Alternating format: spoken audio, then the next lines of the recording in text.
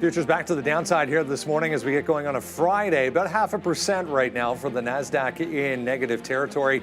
Tariff talk back on the table in a big way this morning. 35% coming our way from the Trump administration. We'll see how Mark Carney responds, I guess, today, maybe, possibly not as well. Bitcoin, meanwhile, record highs. Obviously, we've been talking about that the past couple of days, but today, everything exposed to crypto back to the upside this morning. A lot of altcoins just absolutely exploding higher here in the pre-market. We'll talk about Tesla here coming up. Interesting August being thrown around now as their first sales, potentially their first sales coming from India. So we talked about that going back about 6 or 8 months ago. They were getting into the Mumbai market specifically with talk about their first dealership. That is a done deal now, so hopefully we'll get some sales coming out of India for the first time for Tesla and crew. Google, kind of an interesting story this morning. It's not doing anything, down about 0.6% right now. Big time discounts on cloud storage. So I made the stupid mistake of updating mine going back 2 weeks ago and paid for the entire year, and now here we are about 50% cheaper. So whatever, it's like, it's Google. You just pay them and you move on. Apparently, there's going to be a lot of discounts coming, Brendo. Google starting the bunch here, but all these other cloud providers like the AWS as well as Azure are going to offer discounts of their own following suit, so we'll keep an eye out on that. Lots to talk about today, guys. Look, China's in focus again with Xi Jinping. With Jensen Huang meeting yesterday with Donald Trump. He is meeting with him right before he goes to China. He's probably on his way there now. Marco Rubio as well, meeting with his counterpart, I believe in Malaysia, in Kuala Lumpur, kind of setting the stage for what could be a Trump-Xi conference. And apparently, Donald Trump looking at doing the same thing he did in Saudi, which is bring a contingent of business leaders out there to China. So we'll have to keep an eye on that. That would be brilliant if they can somehow swing that. Every time, have you noticed the past couple of days, every time Trump's on camera, Marco's in the background, just quiet. Call him Little Marco. Little Marco. Anyway, here's IBIT right now, about 4% to the upside. Bit of a reversal candle forming right now on a 15-minute bar. But I mean, 2-3 days in a row here, just straight to the upside for crypto. Hits 118,000 all-time highs for Bitcoin. Everything else across the board, guys, crypto-related, benefiting this morning. Happy Friday. Yeah, happy Friday, everybody. It's a crypto Friday, that is for sure. Well, this is what we were just talking about, though. It's like, okay, the Nasdaq's only down 0.5, but for like most people, we've usually crypto up when the market is up. So if we end up with like a down day in the market when crypto makes the highs, it's kind of like it washes everything out. Yeah. It's not that we're not happy that Bitcoin is up. I just kind of wanted the market to be up a point too. I didn't want there to be 35% tariffs on Canada. 35. Well, that's not going to stick. Well, ultimately, we got the letter. We finally got the letter. Canada was always going to get our letter. We knew we were going to get our turn. Yeah. So I don't think it's that big. Dear Honorable, whatever, Mark Carney. Carney was unfazed by it. The RPM was unfazed. There's some movers around in the space of drones, and Tesla might try to make the 310 break again. Again? Well, it did yesterday. Yeah, I know. It just didn't. I mean, it took 310. It just didn't keep 310. This guy Randy's too much. All right. 310. When are you still looking to buy some Rivian there, Randy? What's going on over there? He already has Rivian. No, he wants to buy more. This guy's trying to put the whole paycheck into Rivian. Lucid now. No, he's not. But you were lucid, Randy, for about 5 minutes on what, Monday? Oh man. Coffee. I started taking a couple of sips of my first one, but yeah, I'll take another one. That's why I put it in the Yeti. All right, cheers. Time. Yes. Although why I don't have one that's an actual coffee mug. No one ever knows. People think I'm drinking a cocktail. It's like you probably are. What do you mean? There's gonna be some noise happening back there? Drilling hole. That's gonna be loud. Please save it for the 11 o'clock show. Yeah. Okay. Oh man, okay. Well, thanks for the heads up there. So if you do hear that something's going on in the background, it's Randy and Mark going crazy over there. Yeah, I mean, Because it's Friday, the market's trying to come down a little bit. I mean, we made, again, we're making all-time highs. It seems like, every single day the market doesn't seem to want to stick to bottoms. So we'll wait to see what winds up happening. Even right now, the Nasdaq is like, it's down, but it's it's trying to get back up. So I don't know. Well, I think that 23 could be key somewhere. We'll wait to see if we can get to 23,000 again. But I don't know why. I mean, we just have Rivian up, but it's really going to be the crypto show. And we got Michael Noss on. Fartcoin's probably going through the moon, so that's going to be good. But right into here, the lagger is Solana. Everything else is crush. Like Bitcoin, 6.5, Ethereum 7. I still think that was pretty net even there, getting out of Ethereum and into Bitcoin and more Ripple. But and then there it is right there. Dogecoin up 10% for Dogecoin. Shout out to Obi, who we all, he loves Doge. Yeah, he loves Doge. He told me to buy it at 38 or whatever, so we'll see. 20 cents there. Cardano up 17%. So you guys know I'm pretty hyper with that. I saw Hyper Liquid, and I said pretty. But anyways, yeah, they're all good, man. Stellar Lumen's down there at 10%. So again, high tide raising all ships here today. So Bitcoin, another big one. I don't know if people are losing. I heard Sharif mention this a little bit too, but, could be losing a little bit of faith potentially in the Fed. I mean, I don't know if that has anything to do with this run. I really think that the run starts with the break of the all-time high and then just the hold, right? I mean, this is what charts do. They retest, and then they got to reload so I can get a better chart on here. But here's Bitcoin right now. Let's go to a daily chart, and you're just we talked about this all yesterday, and it's just, there it goes finally. Like, you're finally getting those top breaks. I mean, this was a high that was made from December, so you're finally, like, Bitcoin is finally catching up. Like we've broken through. That's December. So if you sat in this since December, you're just now in the money if you have bought those tops, but it's giving you opportunities to average in, right? And so there it goes, man. Huge move higher here for BTC, and congratulations to everybody. I couldn't be happier. The Canadian dollar, the fact that I'm going to Boston, it just got killed yesterday on that stupid stupid letter. So I'm gonna have to. Maybe I can pay the whale watching guy in Bitcoin. Well, I'm gonna figure out if I can. Well, maybe not whale watching. Psych, we already pre-booked it on Visa. Maybe not whale watching. So. But there's lots of things you probably can. Whale watching. No, there's lots of things you can't with Bitcoin. That's the point. You can't pay. No, there's something. Oh, I wanted to mention Ethereum because as you were saying that, before we get too carried away, ETH did take 3,000. Briefly, and then a little bit of a pullback, kind of the same way. I think we got to like 119, whatever, depending on what exchange you're looking at in Bitcoin. But it's a distinctly different. I see in the chat everyone mentioning, of course, the stablecoin push, and that can be benefiting ETH. It's like a fresh breakout. It seems like here. I'm gonna have ETHA on watch a little bit, in addition to Bitcoin. Because I think there's a very good reason why, if you're just looking at the recent range, why we just shouldn't not test 32. Like 28 resistance, 32 seems like it's going to be really next in there. So I'd like to be able to give us a chance to see that. It does good volume. ETHA, we can trade it here. So I'm going to start having that up a little bit more. I start tracking it, get used to how it moves, because we really only trade IBIT. And we're ignoring the fact that we can get involved in ETH. All right, yeah, lots of names popping off over here. What is SBET doing? Some of these, names that put out treasuries for Ethereum. We had GameStop as well. SBET's up 9%. GameStop, of course, had that Bitcoin buy as well. And I think it's smart for some of these companies. And it's not moving around. We talked about that earlier as well. It's like, if you're gonna, you got some extra cash lying around, or you can raise it on the back of shareholders, right? Like GameStop did. Then the next thing you know, if you get a pop like this in crypto, maybe there is, some value now to be holding, obviously, crypto onto your balance sheet. So we'll see if GameStop can go. I saw AMC got a couple upgrades or whatever today, so that's up 9% or so at some point. So it's wicked awesome. It's Revere Beach, isn't it? There or something like that. But we'll be in Boston. We'll be doing our thing over there. I got to wake up tomorrow by like 6 or so, probably get up to there, pick up the kids from camp. My daughter has one last hockey game up there. Then we go to North Bay for a couple of days, and then it's off to Boston. So we'll be hitting that up soon.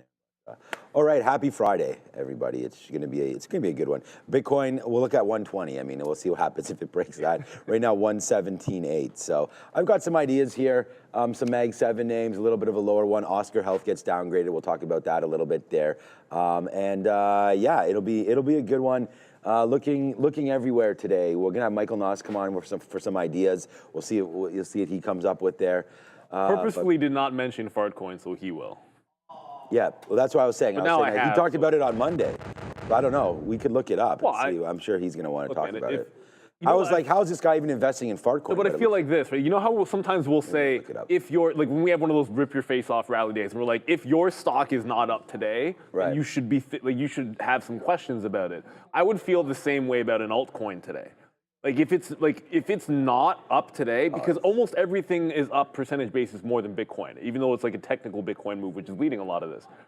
So like if you're not up today, then I would be a little bit concerned. That's always my 2 cents. You want to see relative strength. Yeah, I can't believe I'm even looking up Fartcoin.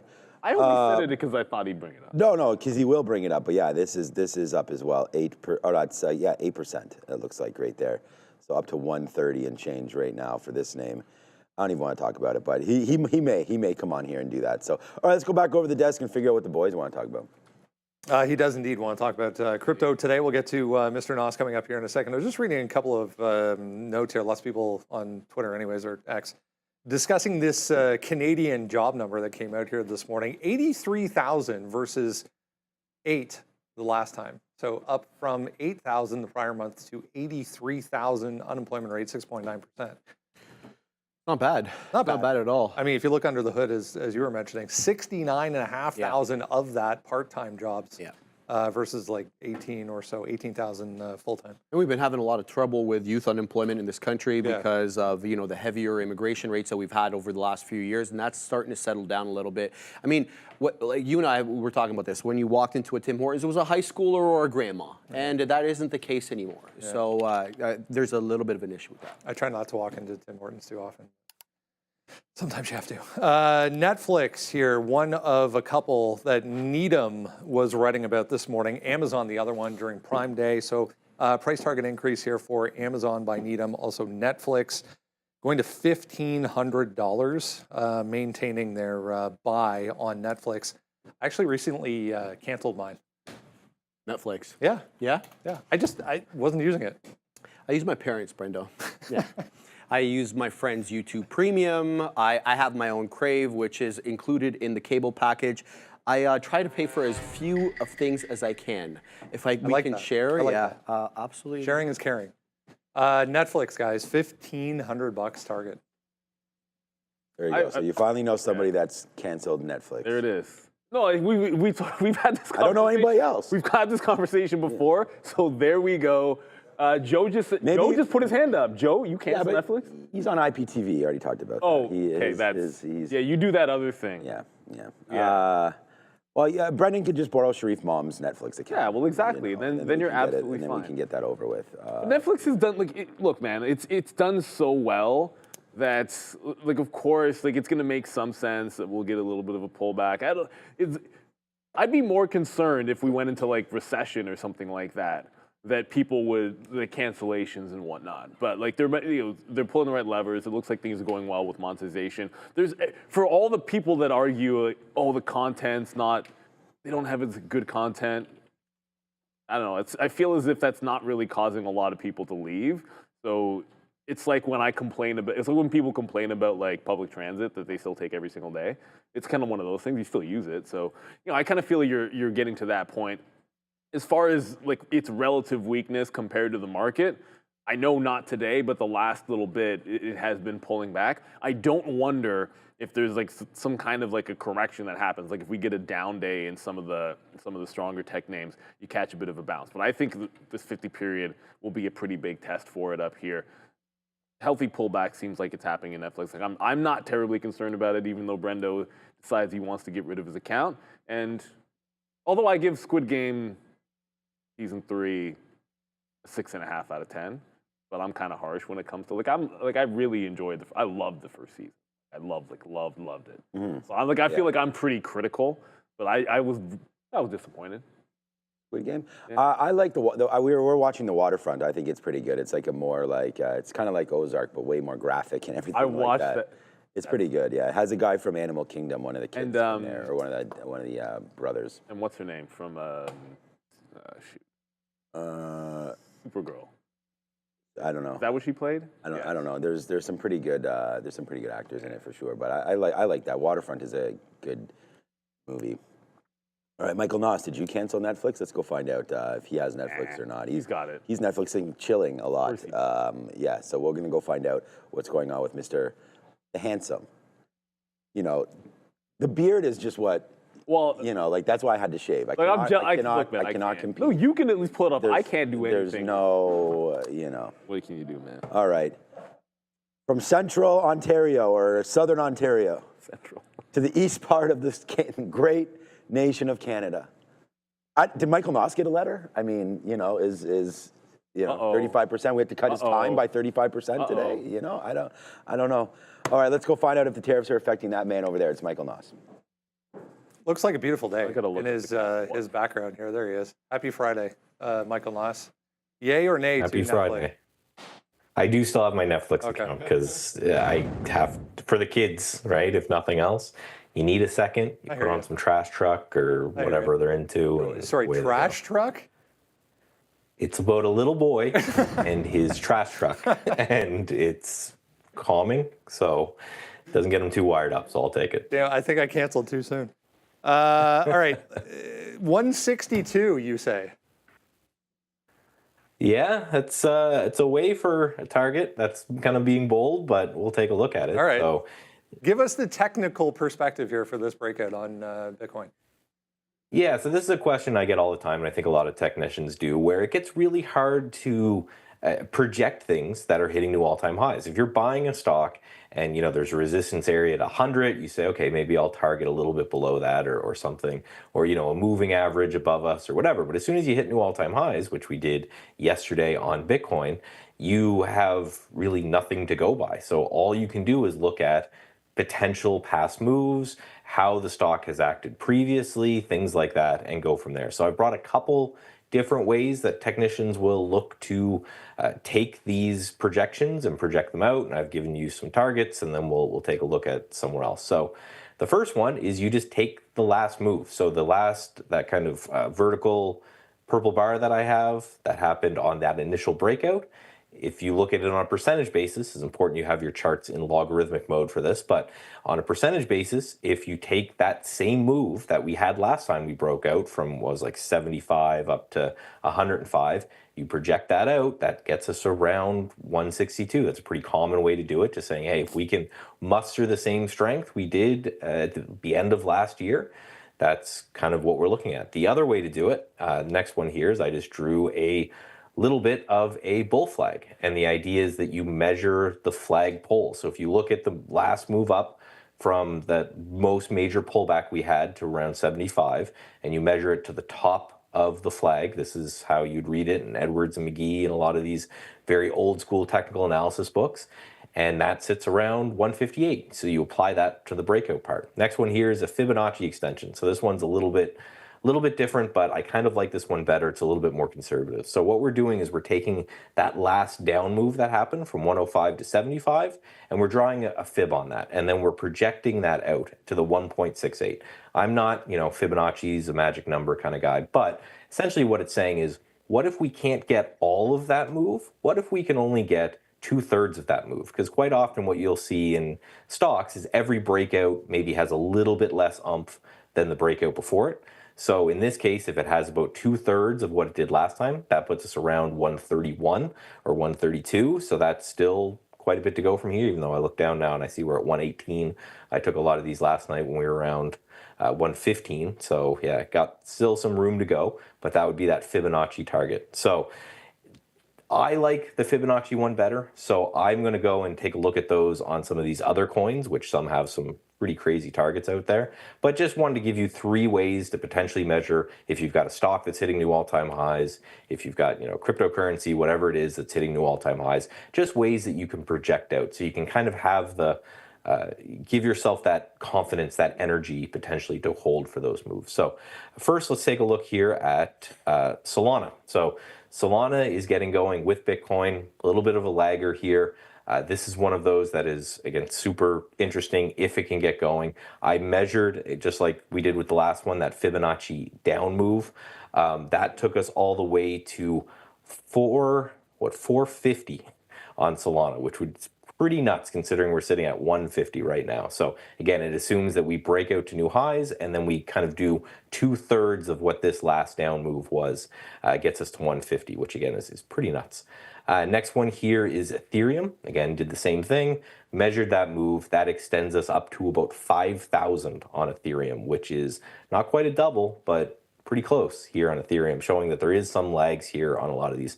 Last but not least is Ripple. Same idea, did that measured move from the top to the bottom of the latest correction, extended that out. That's like 450 or so. So Bitcoin already hitting new all-time highs. The question is, like we talked about in the equity market, are we going to get rotation down to these other coins? Because if we do, you can see just by the numbers I just gave you, there's a lot more room to go on these other coins than there potentially is to Bitcoin. So again, we don't know if that's going to happen, but the last couple of times, if you go back in history, it seems like Bitcoin moves first, and then we get this whole kind of crypto surge and everyone gets super interested. So Ethereum for a double is really interesting considering it's a tight stop here, and same with Solana. And then with Solana comes all the crazy meme coins after that. When it comes to the opposite side of this equation, what do you want to see or what do you need to see to say this is definitely not working? When it comes to crypto, I mean, we've seen from Bitcoin's perspective, a move and then a consolidation, then a move and then a consolidation. From a technical standpoint, it's actually been quite predictable from that standpoint. The length of that consolidation is the unknown usually, but once we get that move, that seems to be the pattern. But what do you need to see here for this to definitely not be working?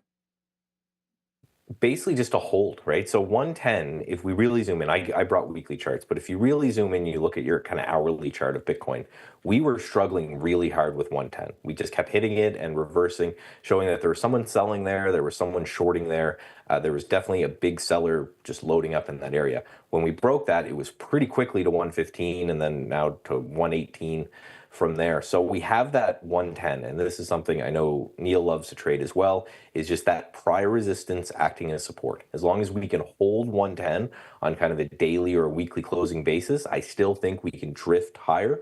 Yeah, you can even see it there in the weekly chart, the amount of times we bashed up against 110 and just kind of failed. So I'm looking for a weekly close, first of all, that we haven't even done that yet.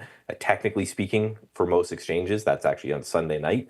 So we need to see that, stick the landing and hold there, then that's my level, right? If we close any significant price below 110, then I'm going to consider this a failed breakout. I'm going to get out of my longs, potentially consider some shorts, but that to me, it seems like a very clean line in the sand just because it was really evident on that shorter term chart that there's a big seller there. Weekend moves have been a thing over the past few weeks here, so we'll keep an eye out over the next couple of days as well. Michael Noss, have a great one, and we'll see you Monday. Talk to you Monday. Yes, sir. Thank you, Michael. I hope all of those. I hope every single one of those targets hits. Every single one gets hit. 5K on Ethereum. I mean, I feel bad for selling it now. Oh boy, yeah, that would. I would maybe a little bit of FOMO if that happened, because to me, like I started out 60-40 between the two, and I just gravitated over time to just preferring Bitcoin. And so obviously, if he gets to that, like and Bitcoin isn't something ridiculous, but. But look, it's so easy to get FOMO, and it actually brings us to some super chats that we got here. First one here from the Mexico bobsled team. Yes. And all this, and thank you for the super chat, 4444, because today is the 4-year mark of you being a Trader TV Live member. Thank you all for the great content over the years. Thank you for tuning in, and also thank you for making me rewatch, because I'm gonna rewatch Cool Runnings now at some point, and I gotta watch that with my daughter. I love that movie. It's a great and fun, inspirational story. Jamaican bobsled team that went to the Olympics, but it's just hilarious. And we were thinking about like who would they cast in it now, like the comedians that might have been in it if they did it today. But we got another one here. Be Free with a super chat, watching 5 years, and so there for the 5. I like the theme there. 4 years, 44, 5 years, 4, yeah. 5 years, 5. Really love the show. Congrats on the growth. Thinking time to sell Roblox, add crypto. You've got BTC, XRP. You hate buying all-time highs. Blessings. Like anything else, like we always say this, the old disclosure, like we're not here to give financial advice. You should always consider, like are you talking about trading, a trade, a swing, or like long-term holding? Because I think if you're swinging or you're holding forever, DCAing into something, like adding to a position, say in Bitcoin over time, then you just want to make sure that you have your own plan of action. Like personally, my approach on Bitcoin is to simply buy support dips. Like when Michael says Neil likes those pullbacks into prior highs, yeah, because when I bought on the dip, I bought here and I bought, I believe, somewhere in here. It was like right in around there. Like it was a bounce off the prior high. That's the approach I like, but you can still work getting into things for the long term that you're holding forever, buying all-time highs. It does mean that it's relatively strong. As to selling Roblox, was it supposed to be a trade? Like, do you not believe in the company anymore? Is there something fundamental going on with it?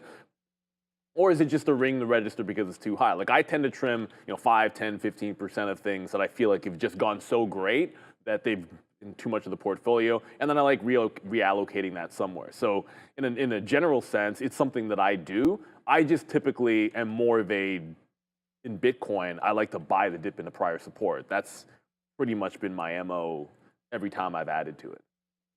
And I believe we are locked and loaded, ready to go for some upgrades and downgrades. Everything crypto upgrade.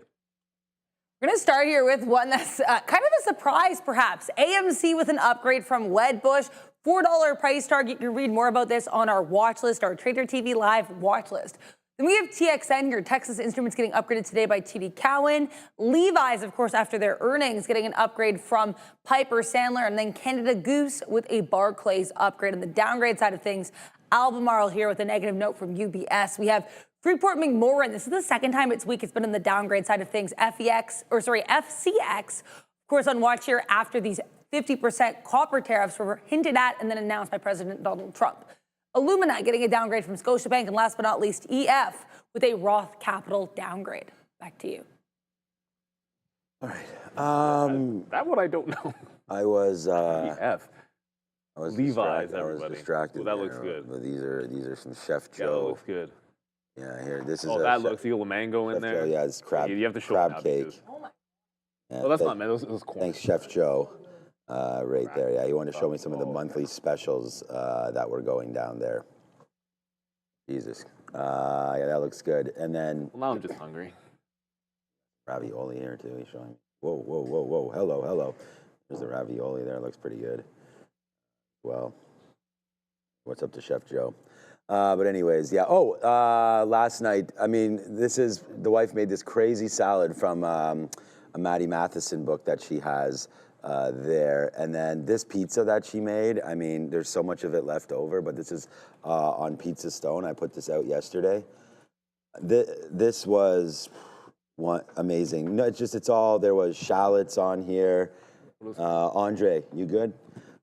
Cheese, all this kind of stuff, just going absolutely nuts there yesterday on a Pizza Stone too, just in the oven. But fresh mozzarella. I think I don't know. There's a couple other cheeses on there as well. I don't know if that's spinach or kale. I don't know what it was, but it was something else. Hopefully kale. All right. So unfortunately, I was not too focused there on the upgrades. Levi's is the one that I think. Well, maybe people are interested in AMC. Thanks, Chef Joe. But like Levi's, like if you're gonna tell me that they're gonna raise their guidance and all this like raising tariff environment, and what I liked about, like they beat top and bottom and they raised their guidance. But what I liked about it is they gave you the conditions under which they were given the guidance, assuming 10% tariffs. They said assuming this is what the guide is.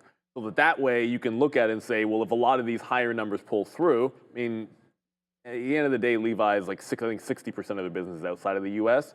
So you have to figure it might not be completely disastrous. They're at least giving you what it looks like if things stay the same, and if deals get made and things stay sort of as expected before all the tariff war, and Levi's is primed to break back out.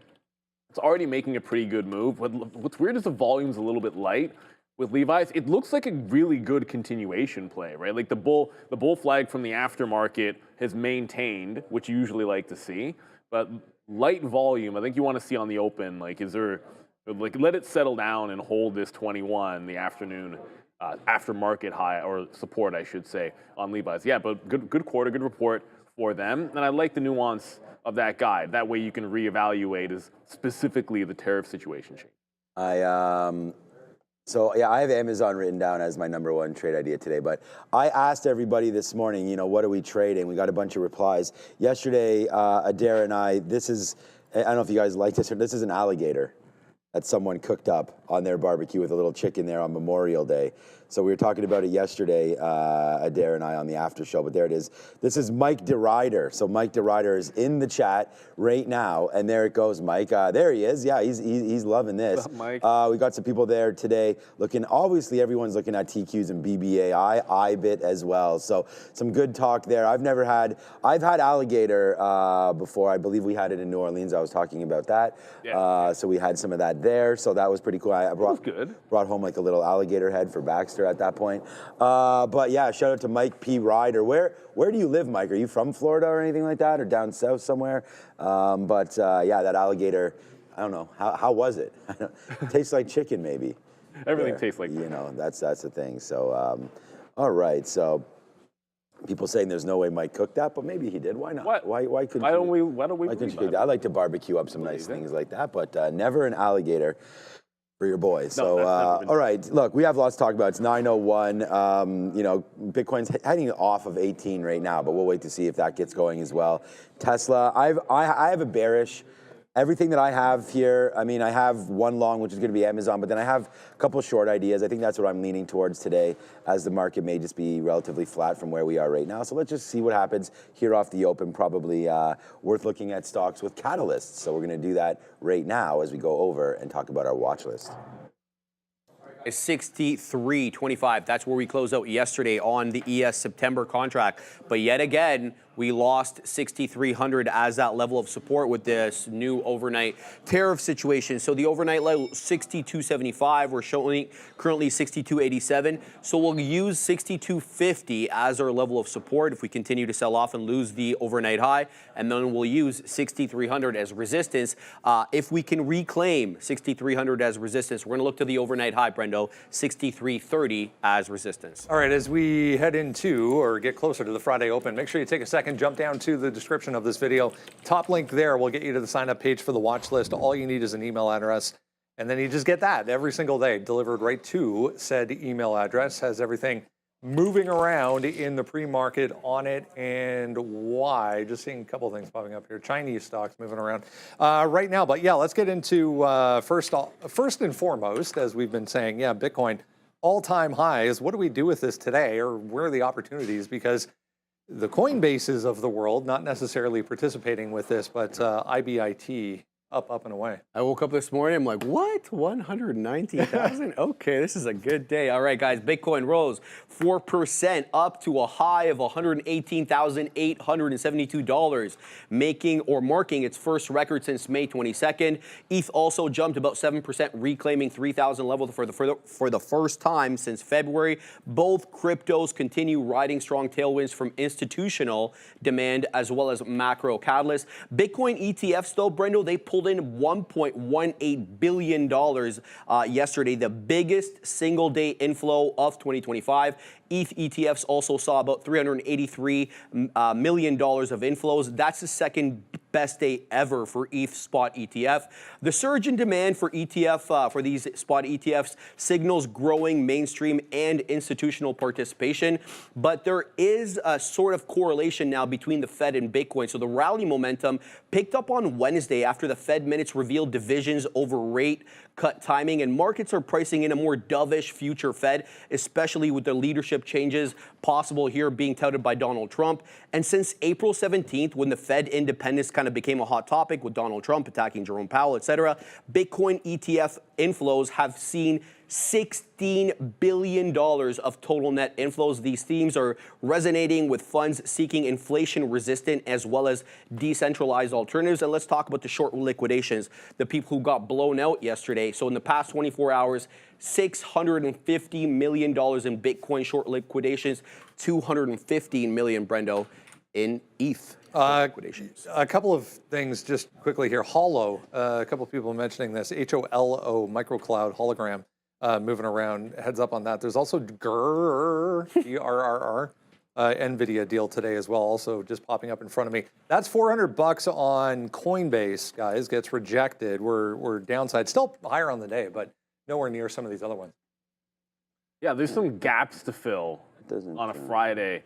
And like there's also, keep in mind, Robinhood is actually down. Never heard of it. Trouble, and I mean, it's on the list, and we'll get to that because I think at one point we're like everything crypto related is up, but the one thing crypto related that actually is down that I was looking at is Robinhood. Like IBIT, like yesterday, obviously there's a bit of a different method to trading it when you're consolidating and trading around prior levels and all that stuff. When you have this kind of a move, I'm just going to lean into, here, I'll show you on, maybe go to a 15-minute chart here on BTC. For the 20. Oh, there it is. Hey, work is holy getting done. shit. They said they were drilling holes, everybody. What, so. Neil? Pardon? Huh? Randy, that's not going to, That's a bit, that's not going to. 10 seconds, he says. We apologize, and we just want, it might not be coming across as bad, so why don't we just... Yeah, okay, we'll keep going, everybody. Just so what I was sort of talking about is when you have that kind of a move, I just want to look back to the most reasonable like pullback into prior high levels that I can find, and just be very patient, because I think I like the dip into a mean reversion idea, but you have to, like, 117 is a thing. I don't know that there's anything that's going to get us down into like a 115.5 or a 116. So I think for that whole like mean reversion play, it might not even be there. And then what I have to look for is what I was doing yesterday, which is after it settles down and gives the curl, if it trends up, just start playing the bounces into prior highs, especially the VWAP bounces. So unless it does a big gap fill that gives me something way back in there, like on ETH, it would have been like ETH A, like 21.85, which is an unrealistic price. You know, on IBIT, like we're talking about pulling back $1, which is, you know, I don't know how likely that is. But Coinbase at least gives us something, because on a Friday, I think if you even try to break the 400 level, I said in my note, I'm like, the first time it gets there, I expect a fail break, and then it'll probably dip all the way into the volume weighted average price. I think that's could be something, but when I wrote that, we were actually above VWAP and looking like it might test 400. Now it looks like the opposite. So I might be sitting out the opening range on these unless we get some price action changes, because it's not looking likely the coin's going to get to that 400 anymore. Yeah, thanks for all that feedback, guys. Okay? I just didn't think it was. I didn't think it was that bad. I think our mics are pretty strong and pretty good quality, so hopefully we'll be able to kick that up. But remember, guys, we are going through renovations. So for those of you that are joining for the first time, no hamster. This show is not going downhill fast. It's actually going quite opposite. We're going to be improving the studio like it's an infinite amount of improvement that you're going to see. It's going to give you the visual experience that we're excited for. So get ready for that. And it shouldn't be too long, man. I mean, once they get it going, I mean, whatever, we'll see how it goes. But we're expecting bigger and better things for sure. Here it is right there. I don't know if I should be talking over this. Like, I don't know if there's music or sounds or anything like that, but there it is.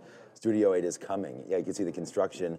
Oh, there is no music for that. We should have some music for that, Andre. You know, like some, you know, build up music, like, you know, and push when it blows up. I don't know.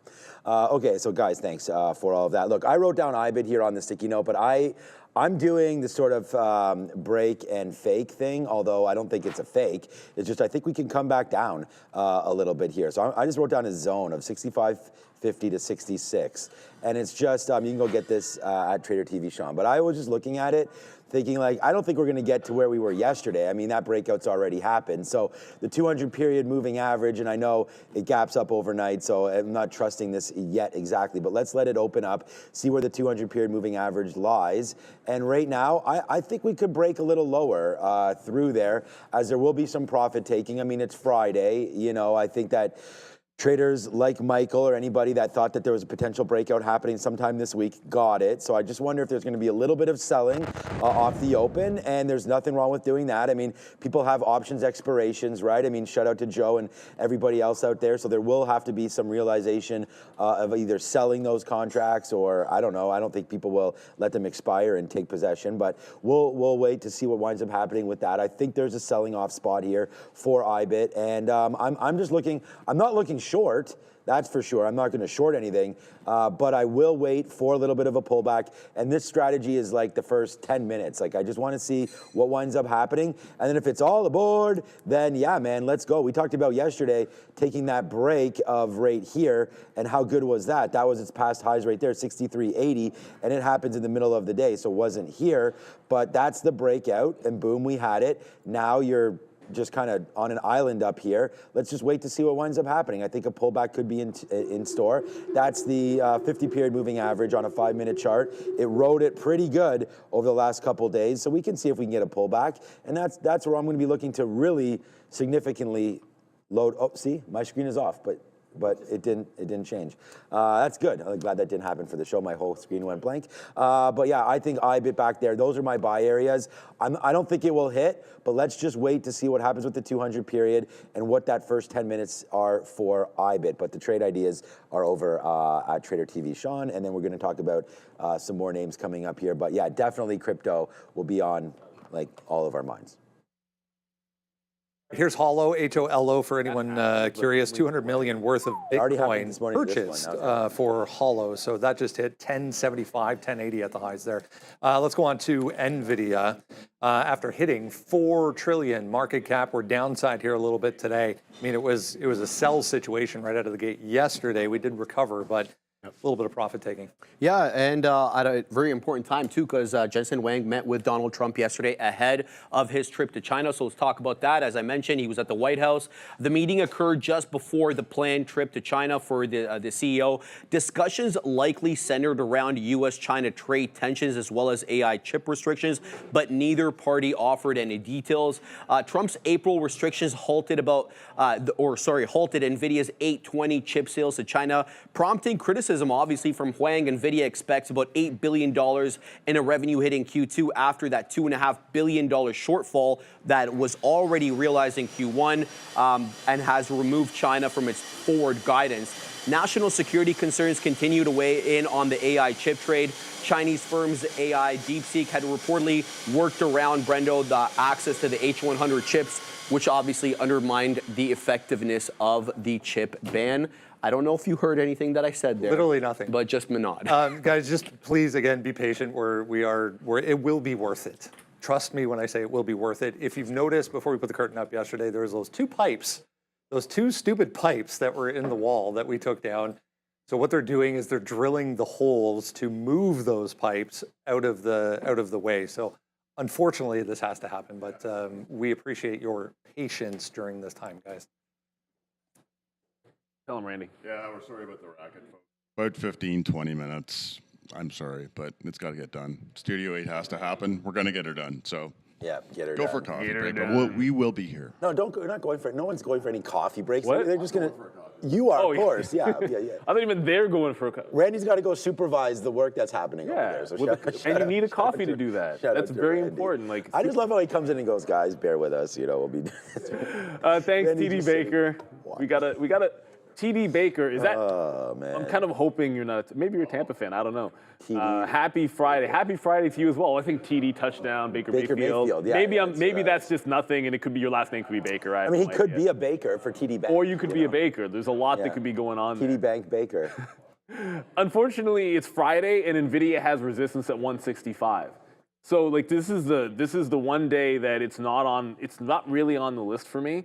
Like when I was looking at it, but the only thing I was sort of thinking is usually if you pop and fade, which I kind of look, I'm looking short on CoreWeave, but we're gonna get to that later. So we can talk about that at a different time. I just usually think if we get that strong of a move up on a Friday into a 165, you're very likely to want to revert that move. Like usually you're gonna fail that price, even if you break it by a little bit. a lot of times you're just going to have a lot of action drawing you there, and then it's hard to break through. So I think it's a little bit of a pause here for NVIDIA. Look, we've got exuberance here, all-time highs, and all that good stuff. What that wick is on the daily chart. But really, the last couple of days since that breakout, it's great news that China's going to get the cheap chip. And it's great news that negotiations are going forward. Obviously, you hit that 4 trillion mark. You have a lot of good things that have happened where you might see some ringing of the register at that 4 trillion mark, and that's why I'm not sure we're going to get through that 165 today. Yeah, I think that'll be a next week type of play for us to be breaking that one out again. Yeah, so I was just responding, got some nice messages from people here. People also saying, they tweeted at me and saying the noise is not that bad. So thanks for that. That's a nice way to communicate with us. Okay, so NVDA. Yeah, I don't have any chip names on my watch today for some reason. It's kind of falling with the market here, so I don't have a look on this. Like, I want to be long NVIDIA, not short. Can't wrap my head around going short NVIDIA and not short the Nasdaq instead. I think that I'd rather short an index like an SMH or something like that than an individual name, or if anything, we had a big run in the last week or so. Well, big run in all these names, but AMD kind of led the way yesterday, so maybe it leads the way back down today if there is anything here. So I don't know, like I'm just looking at some of these charts and we're not low enough for me to get excited to buy anything yet. Like I think this 138 and change would be something down there. As I said, like a big move yesterday. There's not really a breaking level down there. I don't know. I mean, I know, Mike, that's what I do, support and resistance levels. So I don't really see anything here on AMD where I'd like to trade it. Yesterday's Broadcom was a little interesting. It started to fall out of favor a little bit there off that $280, $300 mark. I mean, it was trying to break through to get to 300, and maybe now we see some turnarounds. We talked about shorting SMCI when they got the downgrade on a very similar look here where we were bunching up and then started coming back in. So I think if we're going to look short, this is a good one to do that, but you're already a little ways, maybe 277 and change right there for Broadcom to the downside as well. And then I'm only going, I have similar feelings to Neil of NVIDIA, so I'm going to just look over some other ones. The worst of the bunch, not that Intel has been trading like that recently. Intel's been off, that's for sure. It actually might be one of the better ones this week, Intel, trying to break through. But again, not really coming up to any key levels yet. I still think there's more room to go.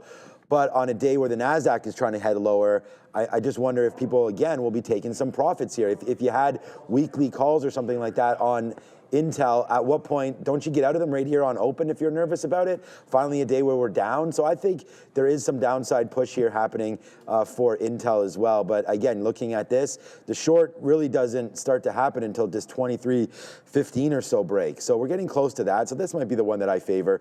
What about an Intel short around 24? So maybe there's something there. But yeah, chip name's not really on play for me today, but we'll watch it. I mean, if NVIDIA gets nasty enough, yesterday it held that 162, right? So yeah, so down into here. So if we can get into this area, I think it's probably worth a try. And then the thing is that if you fail it, you just get out. Like you go long here at 162, if you break this 160, 150, you just shrug it off, right? I mean, it's I think that's worth it. But for me right now, I'm looking short to start the day. So the chip space is not where I'm at. Let's go on to Tesla here. Back to session lows, or creeping back to potentially here session lows. We topped out around 310, basically where it went out yesterday. Huge day to the upside yesterday. I mean, you saw the headline there.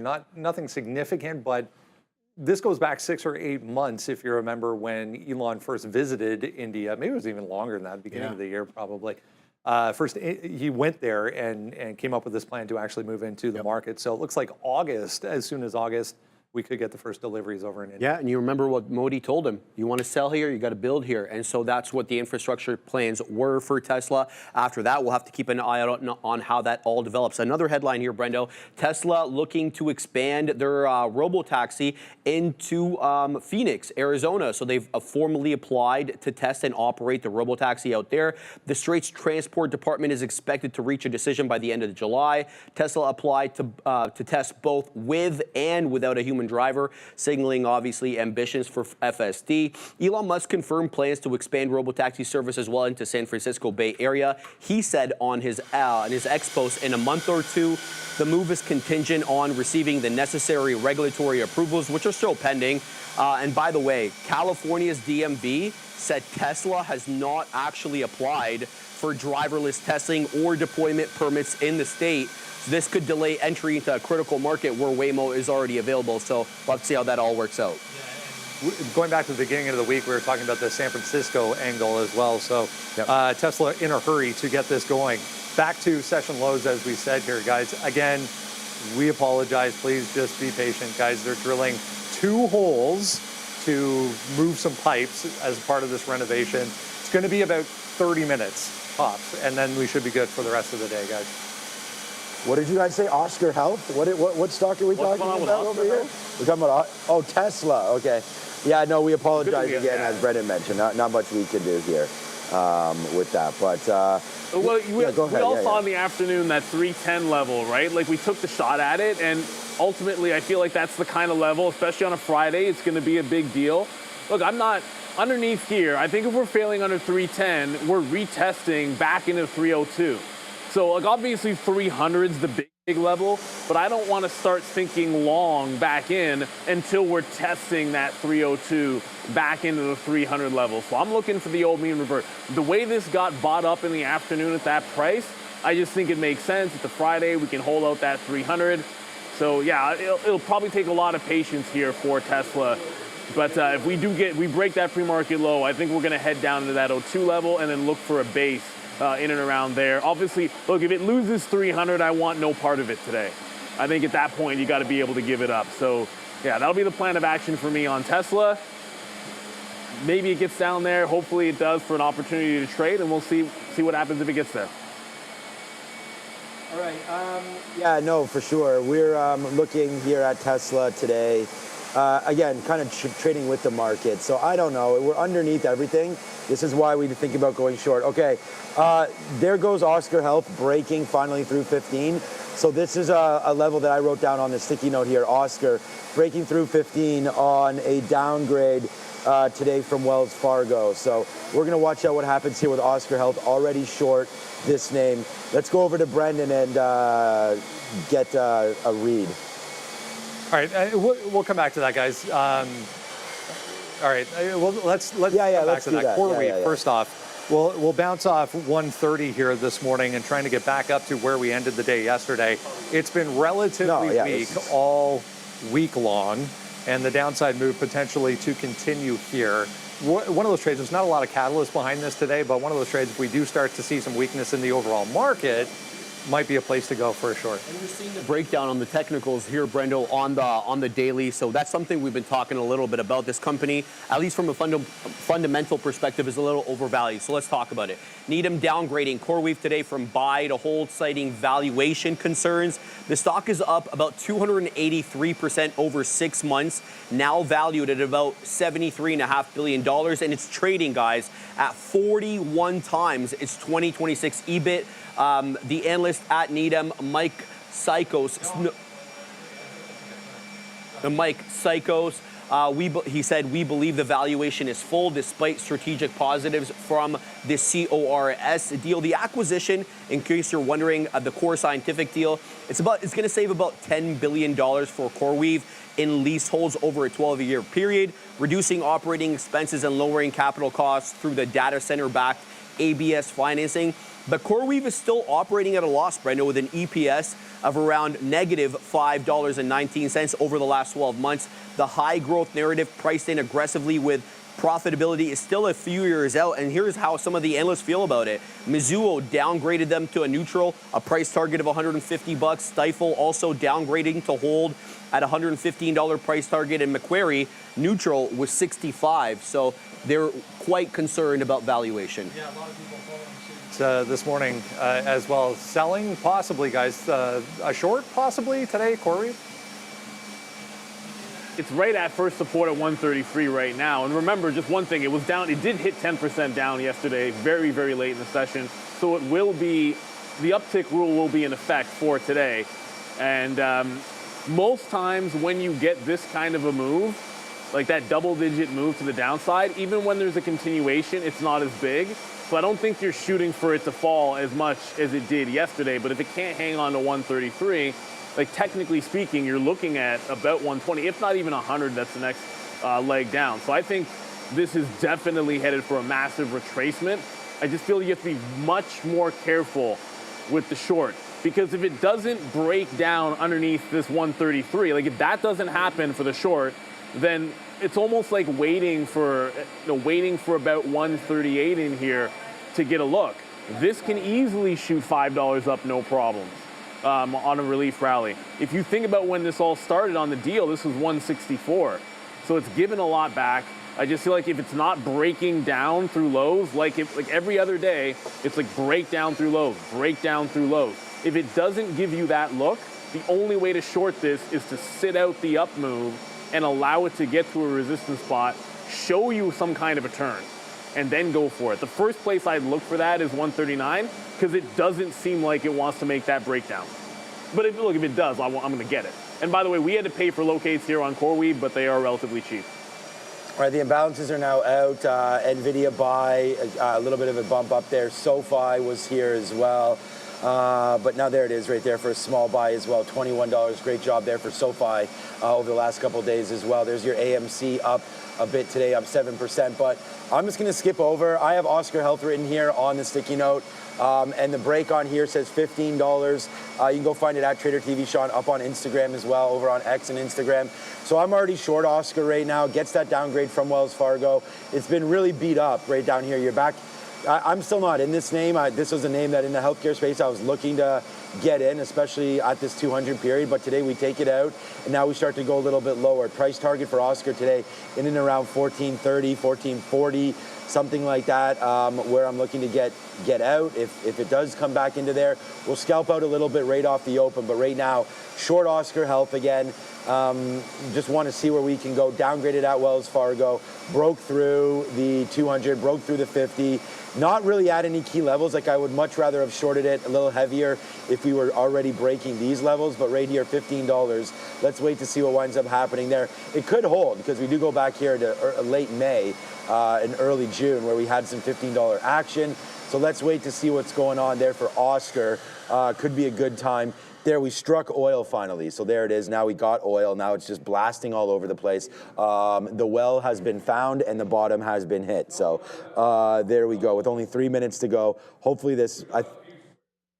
Okay, I was listening to hear if I could hear what they were saying, but thank you for your patience and everything as now we get ready to go. And I think that the idea is for them to be done around 9:30. So bear with us, and we appreciate everyone sticking this out. So there's another oil well found.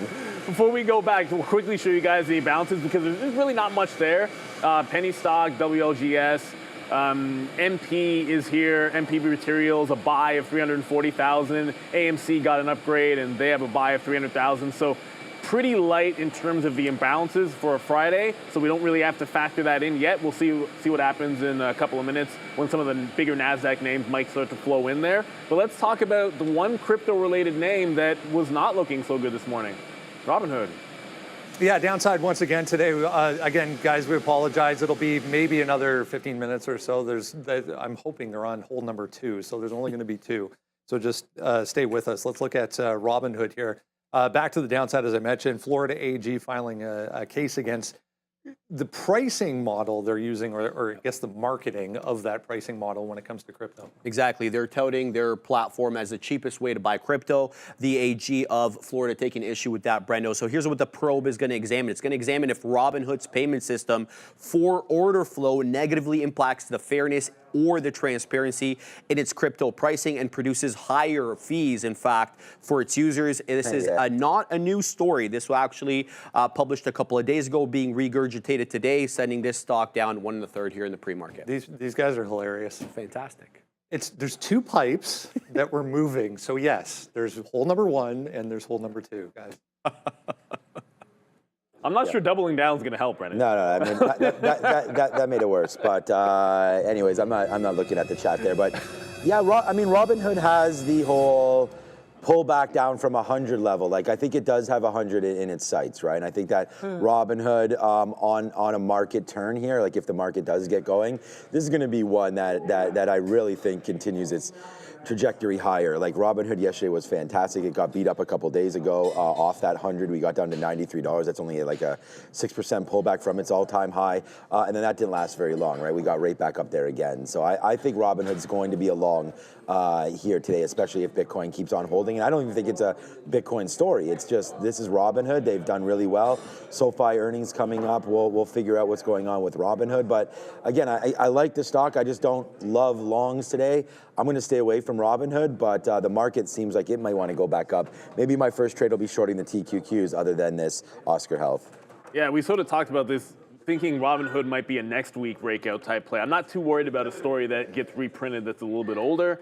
They tend to shrug these kind of things off. But I don't think we're getting that breakout today. And if there's a fade off the top, there's that 400 on coin level, which seems a little bit more interesting than Hood today. But Dara, for the last time this week, let's get that bell rung about now-ish. All right, good. Yeah, man. Now we're open. There goes Oscar Health to the downside. So this is the one trade that I've got on right here. We'll start to take a little bit of profit. There it goes. We just got some 85s. We're going to get some 81s here. Hopefully, there it goes. There's 78. There's 70. It's the money trade all ready to start the day there with Oscar Health. Some nice pull downs there for OSCR. Let's see where it goes from here. But so far, so good on a couple quick outs there. We're going to get it going now to the downside. There goes Amazon. The one long idea that we had was Amazon. Look what these futures are doing, man. The futures are blasting. Like I said, you can't keep these stocks down for very long. Yeah, there goes Amazon, the long that we liked. And then, by the way, we also said I'm not shorting Robinhood. I guess that idea was good. There goes Robinhood. I said this probably has a $100 handle on it. Did you believe me? There goes Robinhood. Yeah, and then we're also short the TQQs right now as well. So this could be a good trade as we get ready for this. Nice pullback here on the TQQs. So we're ringing the register double time right now. My salute to you. Hopefully you guys are in some of these trades. You mentioned NVIDIA. NVIDIA is making a move to the depth. To the upside, I should say. Sorry. I'm looking at Tesla off that 310 level, so that's moving down off the 310. I want this one short off 310, then long into the 302. But NVIDIA is absolutely powering up. It almost got to 165 there. Look, we didn't. I'm usually very skeptical about levels like this breaking.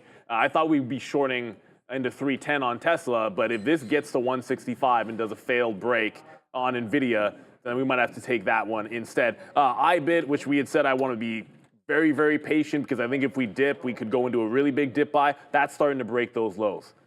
So I think Bitcoin in particular, let it settle down that opening range and go from there. And CoreWeave, not at 138 yet, but it is starting to go. Remember, it's SSR. If this bounces, you get these big bounces when you're 10% down and the short tick rule is in effect, or the uptick rule is in effect. So I'm waiting for 138 to start looking for a curl on CoreWeave. Okay, yeah, let's do this. I'm just getting some shorts out here again. I mean, there's Oscar Health, bang, bang, bang. To the downside there as well goes Oscar Health.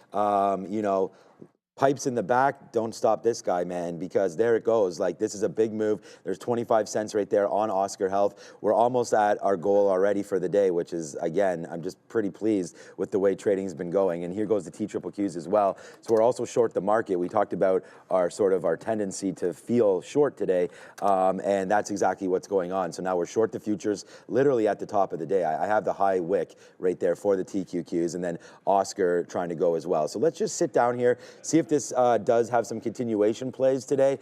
NVIDIA's popping. We talked about also, see some loads there about Big Bear AI. I'm going to let this one settle down, although there's some decent volume going on right there. Nice move off Big Bear. Yesterday we looked at $7 for that as well, but it's an oh boy trade right now for Oscar Health, man. This is what we wrote down. We put down OSCR on here on our sticky note as a big trade. You can go find it at Trader TV Sean. There it goes to the downside. Plan your trades, and I think that's one of the most important things you can ever do right there. Amazon long, that didn't come in yet. We'll wait for iBit to fall down. We've got Oscar short 15, and we've got the TQ short here at $84. So it's like we'll go 2 for 2 with the ideas that we have listed up on there. I don't know if you've been in position. I've been sort of not looking around at that, but these are my two, and I'm going to see if we can ride together with these. Let's go downside now here with Oscar. We're not in anything yet, but I can tell you CoreWeave is looking like it's angling to be the first. We'll get to NVIDIA in a quick little second. Nice topping tail, didn't get to 138, so it might end up being the breakdown that we're looking for. If you show me that we fail a breakout in the pre-market highs, and we hold that candle back underneath this 134 and hold VWAP, then I want to continue. Continue the short. I want to get the short under there. I thought this was pretty unlikely that NVIDIA was going to do this, but it has at 165. If you see me keep looking up, it's because Tesla. I have an order on Tesla in front of 310, and if it shoots up, it's only a couple dollars away. It might actually get there. But if we fail this 165, I think a pullback into VWAP makes sense on NVIDIA. So that's what I have up. But I feel as if the two that have the bigger concern for me are going to be CoreWeave and Tesla, which I keep looking up at. CoreWeave starting to look like it's setting up for that entry short underneath the volume weighted average price. So I think we're going to nibble into it here. By the way, I see there's a lot of small cap names that people are mentioning in there, and we will get to them for sure. I know Big Bear AI is making some power moves, and MSTR, obviously, Robinhood, we will get to those for sure. Lots and lots moving as the market starts to come back in. I want to get my CoreWeave short trade. The thing about it when it's SSR, sometimes you got to let it make that first up move, because it can be really, really violent, show the rejection, and now I can give it to the 135 level on the weaved one. Yeah, I mean, not much over here. I mean, we're still waiting to see if Amazon can come back in a little bit off of a huge run up there for AMZN. I mean, of course, today Amazon grabbed a upgrade. I think it's on my sticky note. I should probably know. Yeah, it was a price target raise. Price target raise there from Morgan Stanley. Raises price target in stock from 250 to 300 there. Improved macro geopolitical environment, so on and so forth. So we're gonna wait to see what happens here with Amazon. Pretty choppy though. Off the jump goes Amazon. The futures aren't choppy at all, though. We nailed this one, man. Shout out to Jay Lee and everybody else in the chat that's here trading today, because that trade there on the futures, so far so good. Oscar, we've only got out of a third of this. I'm not sure. Like, that first dump, that's kind of what you want to see continued there, and it looks like it's trying to get back to the upside. So let's stop out of this, man, if we break above 1530. So let's just put that stop in right now, 1531, just in case it gets going. You know, the best we got on here was 30 cents. So if we can get something in and around that area, I think we're doing pretty good. So we'll wait to see if we can short more of the top here if it does get going on OSCR. Of course, crypto's not doing anything right off the jump. You can see 17.6 right now. So we'll just keep that on our screen there and watch it to see if there's anything going on there. Coinbase with the pullback. Again, you know, not much. And then Tesla. Okay, so everything's kind of just flattish right now. I mean, not too much volume even off the open compared to yesterday's closing. Especially for Friday. Yeah, so that's the thing. So I don't know. We'll wait around and see. I mean, we've got the future short, which is going to be pretty important here for me for the TQs. This is the one where we're making all the money right now. We'll see if Oscar can keep going. NVIDIA is a straight line up, so there's that too. Yeah, it's a straight line up over there on NVDA. It looks like the strongest one. At least that's on my board because you can't watch everything. But Coinbase, I thought Coinbase, a gap fill was more in the 80 range in here. Look at the bounce that you're already getting. I'm looking over to see Bitcoin's doing nothing. As Coinbase is absolutely flying. So, look, we'll try to get involved in this, but it was so far away, like $5 away from the bottom that I was looking for at 380 bucks. So I might just have to work a little bit differently here. It's a nice bottom and tail candle. We'll see if we can hold on to 390. Prior close is 389. So I think that could be the area that we look for it on a bit of a dip buy. CoreWeave, just to give you a quick little update, it's just breaking the lows now as 132. Yeah, I mean, pretty much breaking the low of the day right now at the 132 level. I am looking for a spot to add to this. I tried to grab it in front of 134.5. My only fill was in front of 134 evens. And just giving you the bit of a zoom out here, there's really not much to look at until you get down to about the 120. So I'm looking at each one of the even dollars, like the 130 and the 131s on the way in for some targets over there on CoreWeave. But yeah, Coinbase, I do want to try to figure out where we can join that move. And Tesla's finally starting to break down as well. Tesla breaking out the low of the day. But it's just, CoreWeave short for me. It's a buck in the money, but it's trying to break the low right now. It just bounced off it a second time. Yeah, exactly. I mean, good trade there on CoreWeave, obviously. The Nasdaq is coming right back off off of those levels. So, you know, any sort of a short there on the, on the high side was worth it. I'm going to take another piece here at $83. I mean, there's the futures, there's the move down. So far, so good there. And all I talked about was weakness early. We said we wanted to be short. So it's too bad that Oscar's not really doing that move as well. NVIDIA coming in right here. Again, nice top. If you're looking to go short, you might have just found one there. At least it gave it to us. So something to build off of if you're short NVIDIA. Let's see what happens now. But there's the Nasdaq bleeding. And oh boy, do we have a great trade now.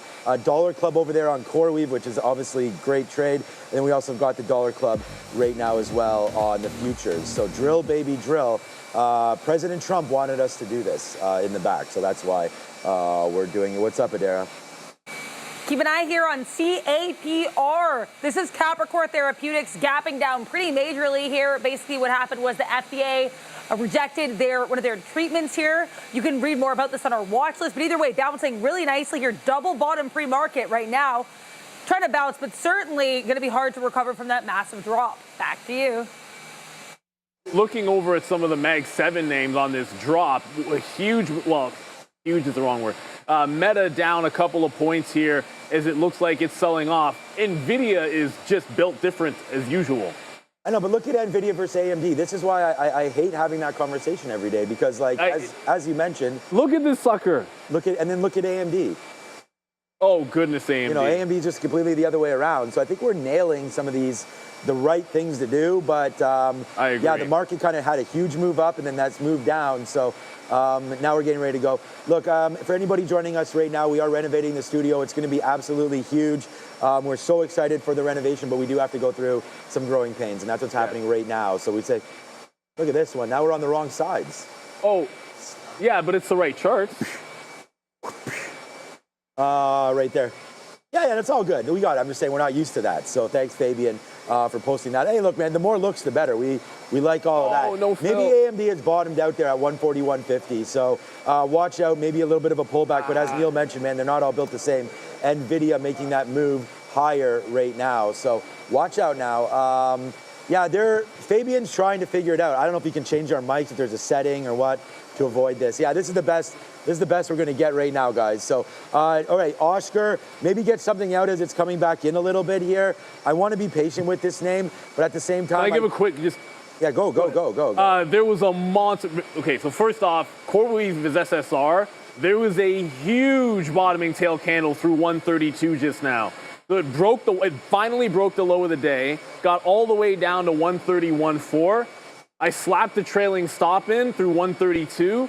It came back instantly. So like when it broke down, I'm like, okay, we'll give it back to that low, and it was like 50 cents. Like it was in the money about 2, and it was 50 cents underneath that even dollar, and then instantly got swiped right back up. So on an SSR name, if I was thinking long, I'd probably go long there if I was thinking long. But yeah, I just realized I was probably yelling this entire time. Okay. Yeah. So anyways. Neil, lower your voice. If I was flat, I would usually punch long in a situation like that and looking long. But I'm not, so I just got out of the short. I want to look to reload this if we get a chance. Just wanted to give the reason why we jumped out of that. Below 100. Tesla. I don't think CoreWeave is going below 100. Tesla just made a bit of a turn as well, so you're getting a nice little bounce here in Tesla. But really, it's got to be NVIDIA, everybody. Into a weak market, NVIDIA wants to blow out the highs again. It's unbelievable.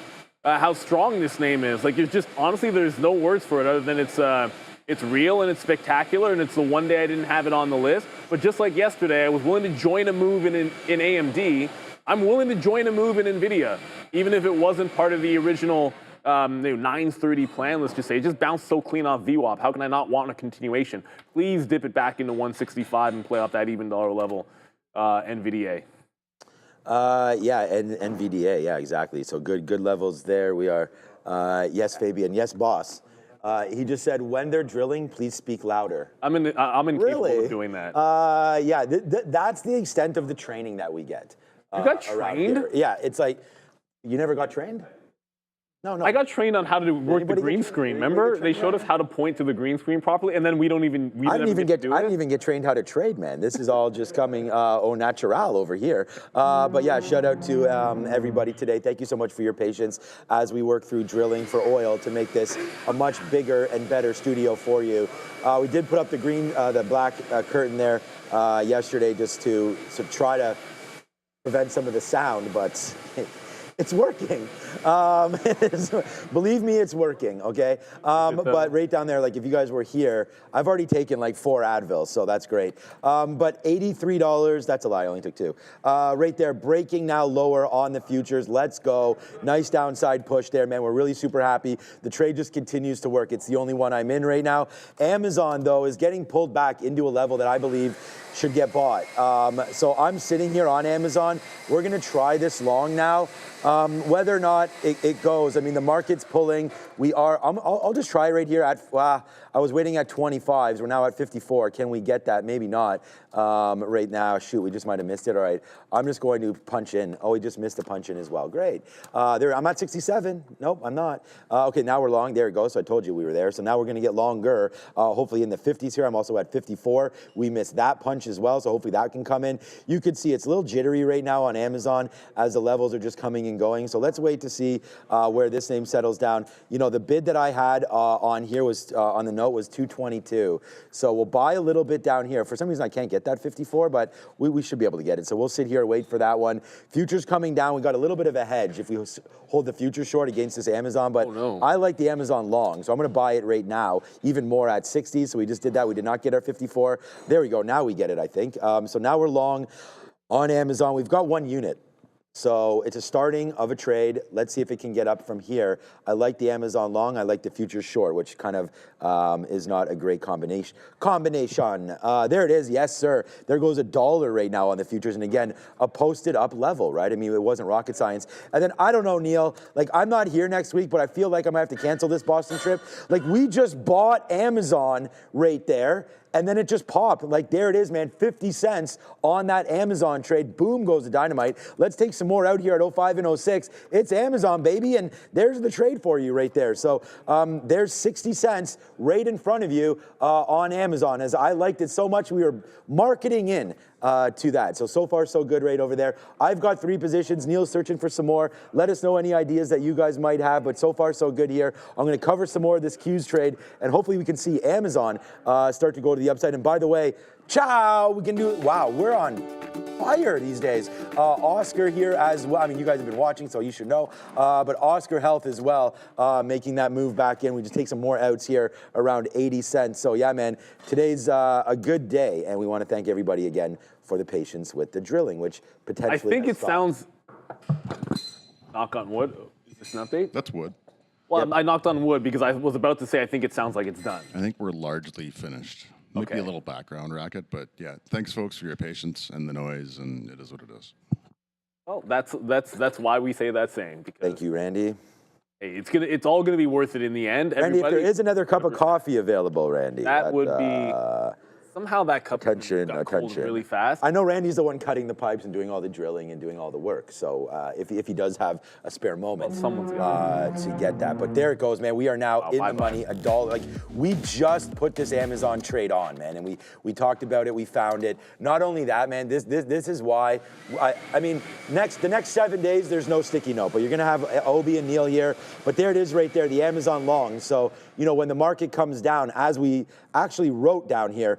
Dip by zone if market fades. Like I can't do anything else. So that is exactly the trade idea. If market fails, what did the market do, Neil? Failed. We wanted to buy Amazon. So there it is right now. We've got 3 positions. We're at our daily goal. The bull rides again, man. And yeah, we've been really, like I said, seeing this market beautifully. My first Oscar trade of all time on the show is this. So there you go, man. Like, I like this stock. There goes the short. Trade idea number 1, Amazon. Trade idea number 2, Oscar. Top 2 P&L names there today, Oscar and Amazon. And actually, the TQs is also on here, the same trade. So 3 for 3 there, off the note. We won't be posting them next week, but we'll be back very soon after that. And right now, we got to go back to Adara.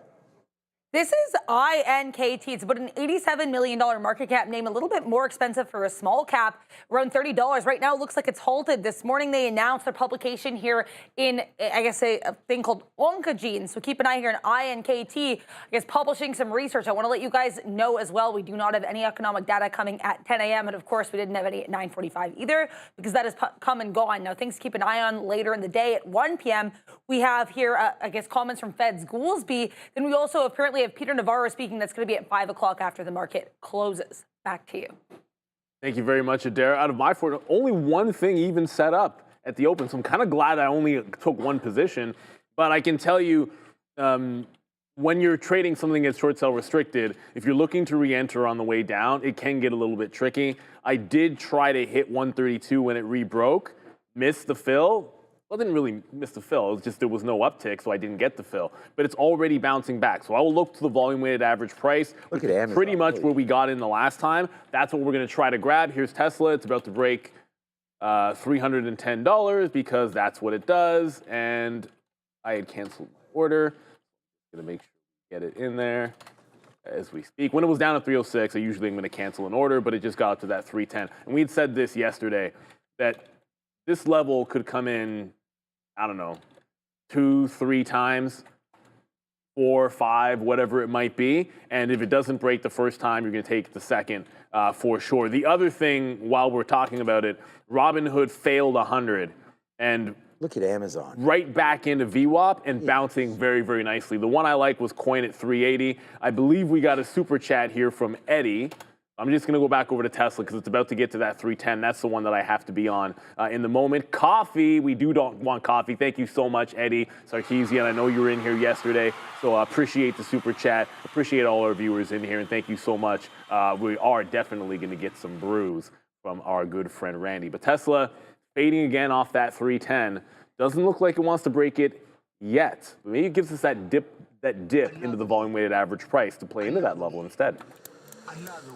Oh boy, yeah, Amazon, really, thank you so much, Eddie, for that super chat, man. I know you had a big day yesterday. You talked about trading Forex and whatnot there today. There goes Amazon, man. I mean, I hope that you guys, I bought this 3 times down there. We only have 1 unit, but we just kept liking it. Like I was waiting, honestly, at 222.25. So I thought we could potentially get lower than that, but right there, man. Now $1.70 in the money right now. Huge trade alert right there. We still have 10% left of these TQQs. Debating a reload now, but I don't know. I like to get a little shorter, higher than this. So we're gonna wait to see if that comes in or not. But I'm gonna just hold out hope that maybe it does. But this Amazon trade is really something special because we found it. It's there. We got it. It's Prime Day, ends today, but that don't matter. You know, we're trading this based off of just some strength that we had seen.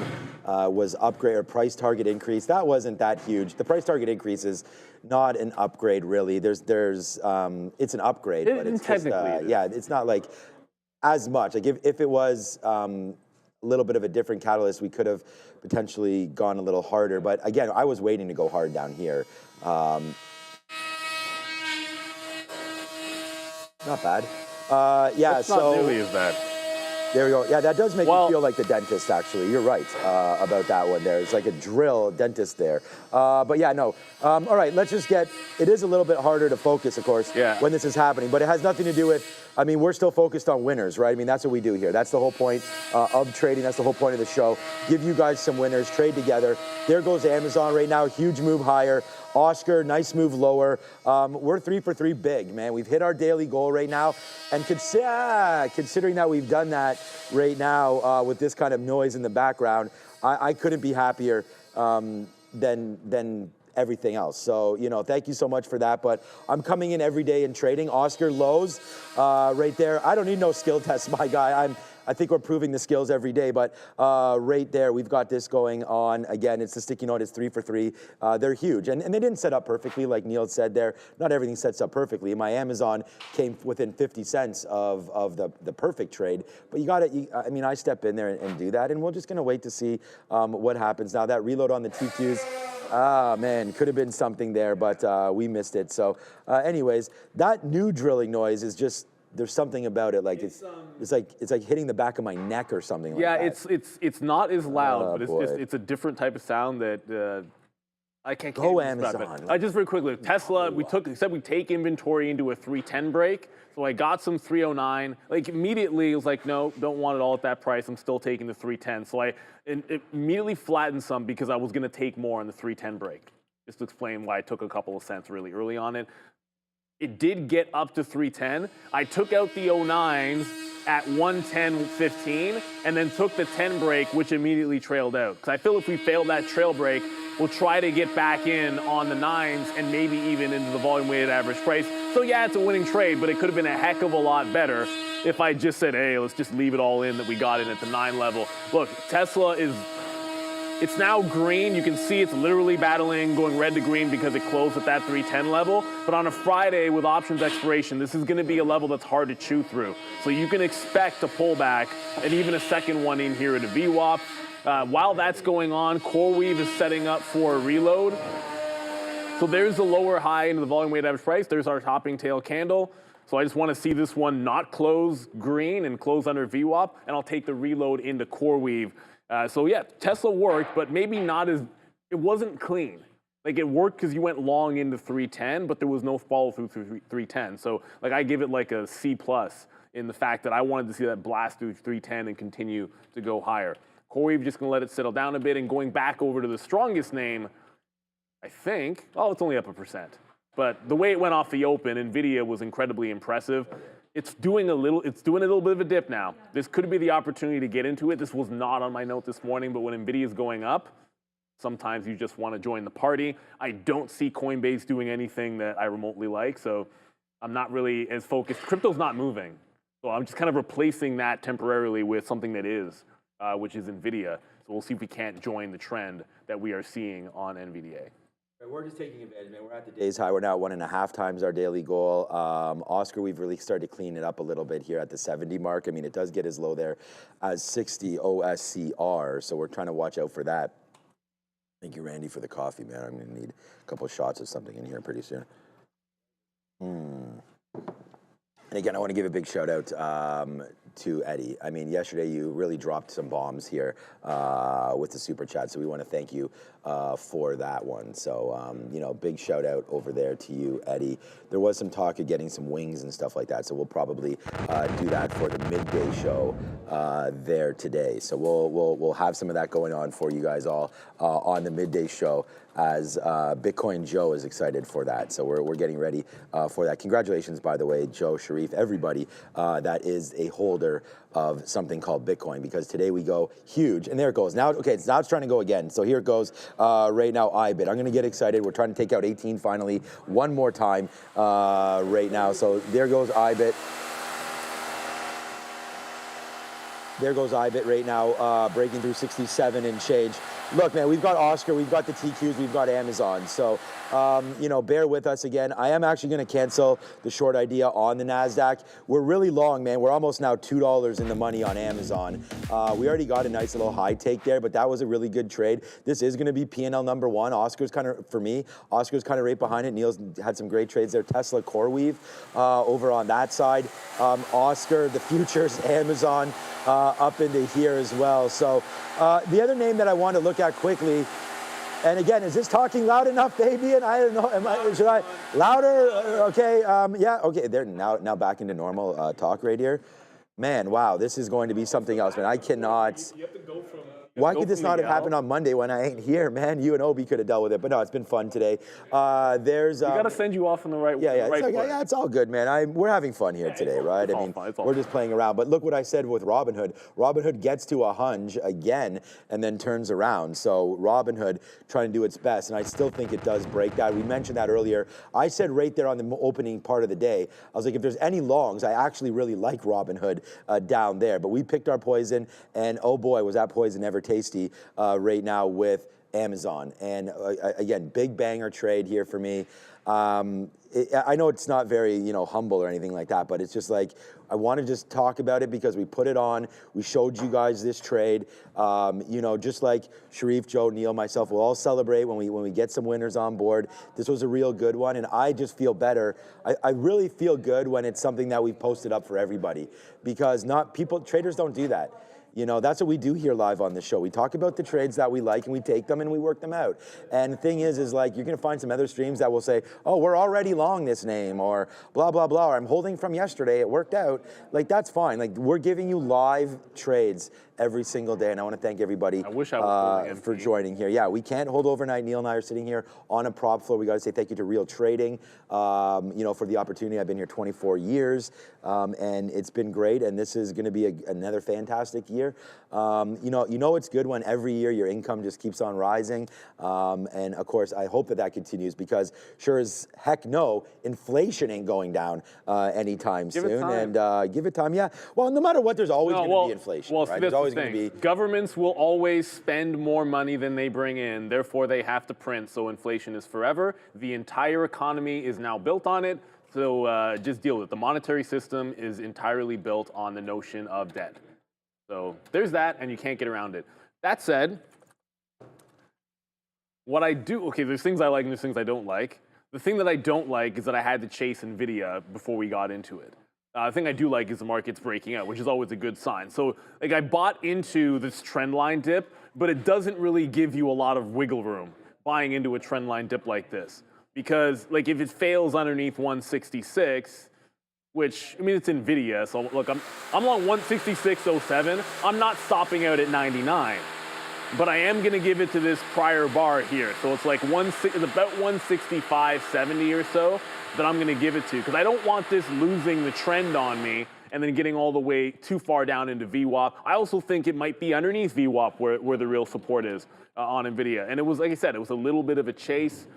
CoreWeave did not. Again, same thing. If you're trying to get it on the way down, I might have to try to take this, and I'm going to have just take this one against me on the way up next time, because every time it does a curl, I'm just not getting filled on the even dollar break. Like, I'm not getting filled on the even dollar breakdown. So it might not be that executable unless you're taking the fill against you. So I might try to do that on the way back into VWAP.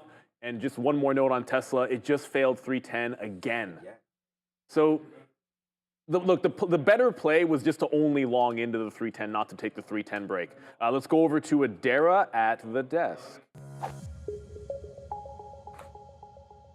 Before we talk about what's happening now, because there's quite a lot, we want to take a moment to thank our friends at Top One Futures. Are you looking to trade futures like the Nasdaq SPY or even Bitcoin?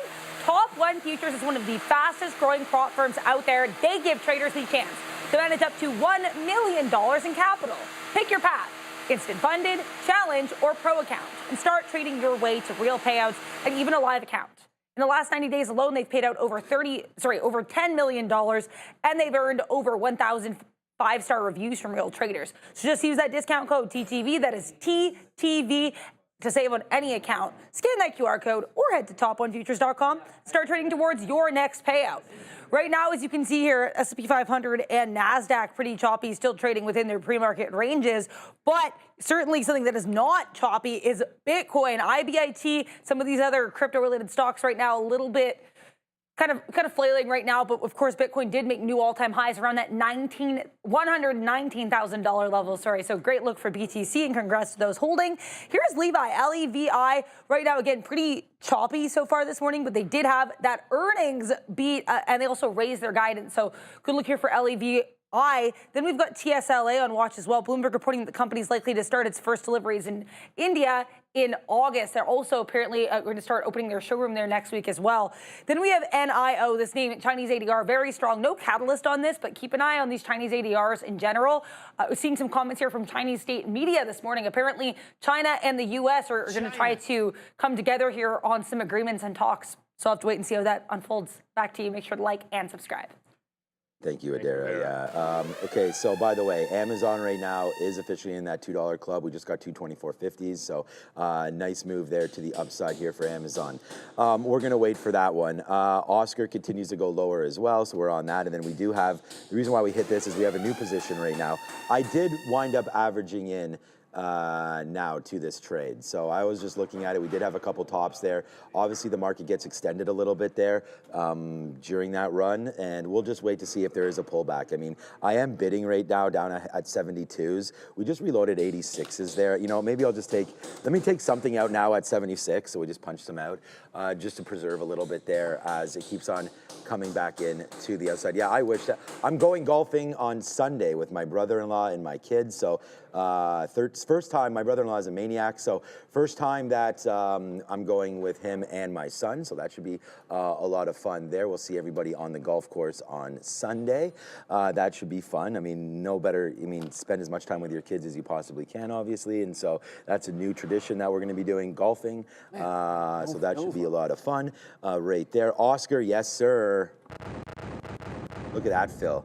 That's 50 cents there on a $15 name. That's a 10% right there on Oscar as it's coming. No, 10%, 1%. Nice move down there on Oscar, grabbing 50 cents there. What am I talking about? 4%. Move down for that into 14.50. Remember where our stop is right here. So this is well in the pocket now for us here as a trade. So we really like that Oscar play as well. We're going to talk about some news stories as we go and things like that. There are apparently a few super chats. So let me just go over and look at this right now. Now it looks like we are a little more focused right now. Yeah, happy Friday. Thank you, TD Baker. We got that.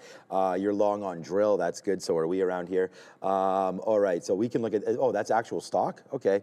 DRLL. Maybe we'll have a look at that. The Buffalo. What's up, brother Howard? The Buffalo Food Festival. So we're not too far away from Buffalo here in Toronto, about an hour and a half. I'll be driving through Buffalo to get down to Boston. So that should be fun there. So we'll see everybody at the Buffalo Food Festival this weekend. You Toronto won't loves see Buffalo. me there, but yeah, Toronto does. Yeah, 12%. I think it's over 10% of the season ticket holders. The Bills are Canadian. Okay, yeah. So again, a lot of population right there, right by the border, and then stuffing things. You're welcome.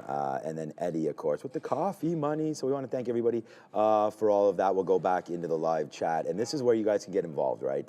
Yeah, there's Robinhood. I mean, no surprise there as we talked about Robinhood trying to break through 100 there, today. And so bye-bye. See you later, man. We just got a great fill there on the TQs. There was a nice little reloaded opportunity, man. We got that fill. It's coming back in right now. So what's up to my good friend Phil? But yeah, so far so good here today. Robinhood, did it take a hundy? There, yes, it did. So bye-bye Robinhood right there. Again, congrats to everybody long Robinhood. Your boys long SoFi, of course. And we have over 100% profit in this name, and now about 103% because another nice move to the upside there for SoFi. Eddie says he hopes the team spends it on beers. Yeah, okay, we can figure something out today for that. I think that we're going to grab some wings at some point there today, was what was decided there. So we'll figure that all out. But yeah, so right now, man, just big time trading. There goes Amazon to the high side. We talked about that, Oscar and the TQs right now. Remember, we're stopping out of the TQs if it breaks back above $84. So that's going to be that trade. So we're just waiting for it. But yeah, thanks again for everything. Yeah, of course Amazon's breaking out, but who knows? We're gonna wait. Like right now, it could take this top, so we're gonna try to hold out for that. 225.50 was the top, and that was about $1 away from now. So I'm gonna put some more offers near that 225 marker. Again, just so you guys know, I only have 10% left right now of Amazon. So yeah, it wasn't a huge trade, but we are at a day and a half right now, so it's pretty good. It's only 10:06. It is, and traders community, you just asked what the next stop is on CoreWeave. If you're talking about on the daily, we can go over that in a quick little second. It seems like at least where it's catching bids on every single move just for today, you're essentially going like for about $3 on each little like really big stair step down, like the open, and then that push just got you another 3, like about the 32 break into 29. But I was saying before, like I've gotten zero of the breaks.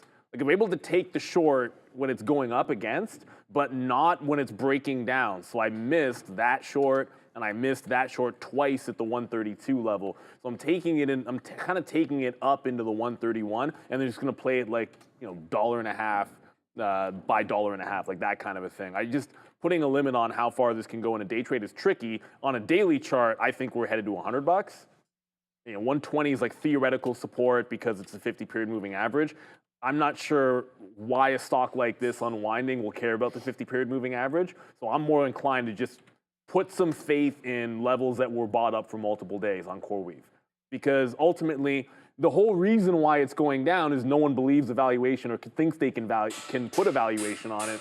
So why try to speculate outside of just some obvious technicals?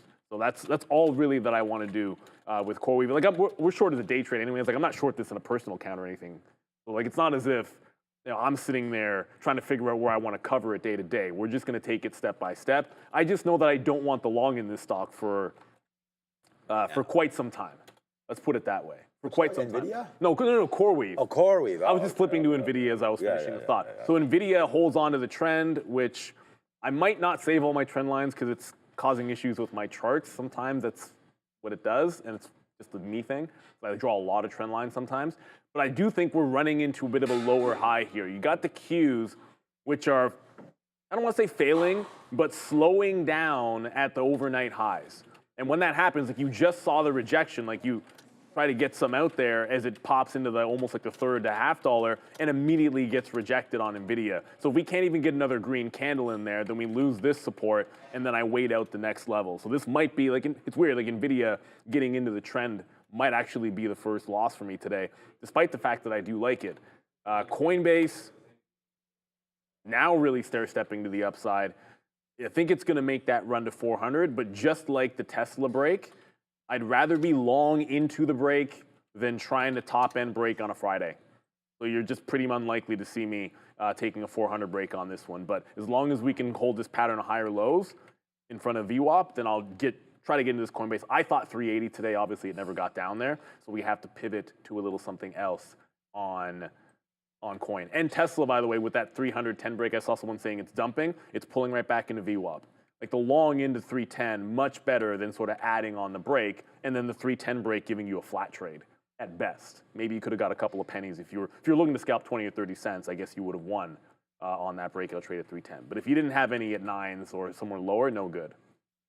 Getting out some more here on the TQs, of course, as we go. Shout out to Pro Trader here. He's saying, new traders, study Sean's style. Small caps, futures, big caps. Use this to create your own style. That's what I wanted to bring that up. But thank you so much for those comments. We don't have a red day this month, and it's been really, really successful. And we've been really focusing on small caps as well as big caps lately with Big Bear AI today and Oscar. Big Bear AI all week, Oscar. Other names like that obviously going too. But let me know, guys. Put some ones in the chat. I have a good poll idea. Let me see some ones in here, and I'll put up a poll for you guys, and we're going to see where that goes. But let me know what you guys are thinking. If you want one, there it goes. Okay, we're going to go to Adara, then I'll come back and we'll discuss what we're putting up there for the poll. What's up, Adara?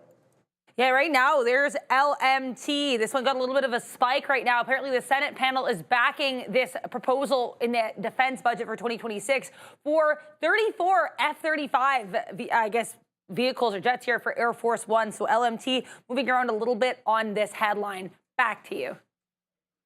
So, you know, part of today's trade, of course, is the fact that yesterday we did get news, and it was all over my Twitter, it was all over my Instagram and everything like that yesterday about these tariffs, right? I mean, and yesterday, President Trump, of course, signs that letter and sends it over to us here in lovely Canada, saying that we are now going to put a 35% flat tariff on everything, and that could be a problem for us, right? And so, but you could see today that the market did make that move down, and we were actually down quite a lot more than where we were. This trade has a name.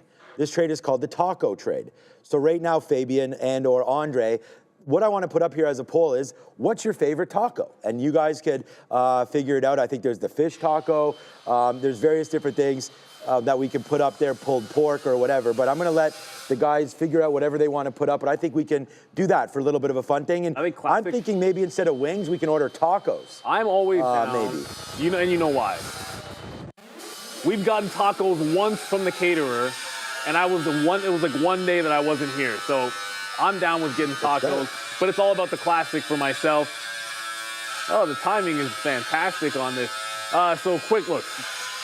As I said, I want to be inventory long into the 310. So we're trying to grab the long again in Tesla up in front of the 309. But this might end up just being too good not to take something a little tighter to the 310 level. Also, NVIDIA, I have to respect what's going on here. Like, there's the sellers that just seem to be emerging and emerging and emerging off of the 166, like, third level there. Like, if it only goes, like, 20 cents on these bounces and we're putting in lower highs, let's let it settle back down and start making an upward trend before we get a little bit too aggressive on NVIDIA. CoreWeave might be making a bit of a bottom pattern there. So, as I said, I'm going to take them sort of on the way up because I'm not getting the fills on the way down. But if I get that breakdown trade here, that's where my stop is. So just because I'm taking that trade after the move doesn't mean I change anything. When I'm looking for that bottom break, I'm stopping it out right there. So when I get it on the way back up, I'm stopping it out pretty much in exactly the same spot. Keep it tight. Don't want to give back what we made on the early short, which was obviously at a much better price. So I'm holding on to NVIDIA, but it is Tesla that is charging toward this 310 level for a potential second breakout. I'm still bidding in front of 309. If I don't get swept up, we said it could be 3 or 4 times that it breaks this 310. I feel like the next time it does it, it'll do it for good. But I'm also a Tesla bull. Yeah, okay, yeah. I mean, I think, Tesla just gets so much momentum behind it that there's nothing wrong with thinking that it may continue. Or, quite frankly, today with this move higher, I mean, the market's going to go green. We had written down there on our sticky note today that we'll get that taco thing up soon. Fabian or Andre, let's get that taco thing before it loses. There it is, perfect. Chicken, beef, pork, fish. Okay, good enough. Well, I was gonna, if we could say, you can only put 3. Or you can only put 4. That's the problem. Oh, here it is, right here, guys. So we'll all order like our own tacos, whatever we each choose here. But for me, it's pretty easy. I'm gonna go. I mean, if it was shrimp or seafood or something, fish, I'm down. So that's what I'm gonna select right there. Fish taco, Neil. Which one are you going with? Oh, I already we kind of asked this question the other day, and I said I'm just a classic. With a classic beef. Okay, so good. So that was my vote, but I'm a stickler. I want spicy salsa. Like, you gotta have some kick, man. Well, that's what I'm gonna say. I'm going to. I need some kick. Yeah, these tacos might be an issue for me then with the spice because I'm like, I can do tacos, everyone can do their own. The sauce has got to be. Adair has nothing. Everyone's gonna order their own. I'm gonna task Neil to order the tacos during you don't lunch. Want any of my tacos. Everyone could just tell Neil or whoever, Brendo, what tacos we want. We'll find a spot. I'll hit the gym when I get back. We'll do some tacos. Yeah, when I got the wings, we got wings for everybody. Yeah, exactly. You didn't have to have all. There was hot wings for me, but you can get hot sauce on the side or whatever. We'll figure it out. Al Pastor, something. There's a lot of great Mexican places just around here, and there's something called Uber Eats, so we can actually get. First of all, do the tacos come with tequila? I mean, that would be the first thing that I have in my mind. That'll work. Right now. I might just bang the bottle over my head after a day like today. But look, we're having one of our better mornings. We're 3 for 3 again. Yesterday we were 3 for. Yesterday I think we're 4 for 4 there, and today 3 for 3 yesterday I think we only maybe had 2 or 3 trades again. This one could come out. There's 0% chance. And I was actually thinking about that when I asked Neil that yesterday he was saying that when you gave back and you lost there on that Tesla and you said it was different than the breakout the other day. I think that's the right way to start looking at things. I am not that smart. I do not look at it like that. I just look at every trade as a P&L trade and say to myself, if this breaks, where am I getting out? I don't really look, and it's probably the wrong way. I don't look at it and say, well, the last time I used support and resistance as a trade, that's what happened on a completely different stock. I just look at my stocks. I look at every trade. Where's my in? Where's my out? And that's that. I don't really think about how much I made or lost on a breakout trade the past days, but I'm just not that smart. The trade should only be the trade. Like each trade, it's about. But then you related. But then what I'm saying is you related it to. You said I lost on Tesla, but I didn't lose as much as yesterday. Because you want it related to a P&L thing. So if I'm going to relate it to a P&L thing, it should be apples to apples. Like if I trade. Like an IPO trade, if I'm gonna compare, I don't want to give as much back that I made the IPO the last time, then I'll compare CoreWeave to Circle. But in a general sense, it's more about if I'm long 310 in Tesla and my stop is 305, 309.5. You know that's not 305. That's not my style. If my long is in Tesla 310 on the break, and my stop is at underneath this bar at 309.40, it technically is, and I'm risking 60 cents and then I want to make sure, like I'm trying to get out some at the 310, 50 to 60 area, and I want to get some off that high in front of 312, right? Like that's the execution that I care about. Like how does that trade work out? And if I'm making a trade with the same plan, then I want to compare apples to apples if I'm looking at P&L. But all that really matters is this is where I'm getting in, that's where I'm getting out, this is where my targets are, and let's move on to the next. By the way, the market is stair-stepping to the upside, everybody. And like it's really, really nice. I want to get over to, like there's a bunch of names we haven't looked at, apologies. Meta, which was, I believe, the weakest Mag 7 name off the open, at least from what I was checking, right back into the volume weighted average price. That looks absolutely fantastic. And the reason I said Meta is because A.O. Lewis, Meta, question mark, y'all need to try Barbacoa too.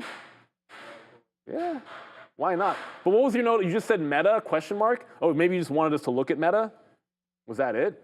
Sure. I mean, Meta is one of the weakest of the Mag 7 names this morning. I can't think of a particular reason why. There was no news or catalyst that would, I think, cause it to be weak. But I just think it's a healthy pullback for Meta currently. And we've seen this with the Mag 7 recently, where you have some days it's one or two leading it and the others are weak, and they don't necessarily even follow the cues, and you got to be able to deal with that. Sometimes it's news-based when we have like an Amazon and Prime Day numbers or that kind of a thing, and every now and then it could just be some rotation. Like I don't have a story for why Meta is looking relatively weak other than I'm not concerned as a shareholder. Maybe it's just a matter of we're getting into the all-time high again and we're getting a bit of a pullback.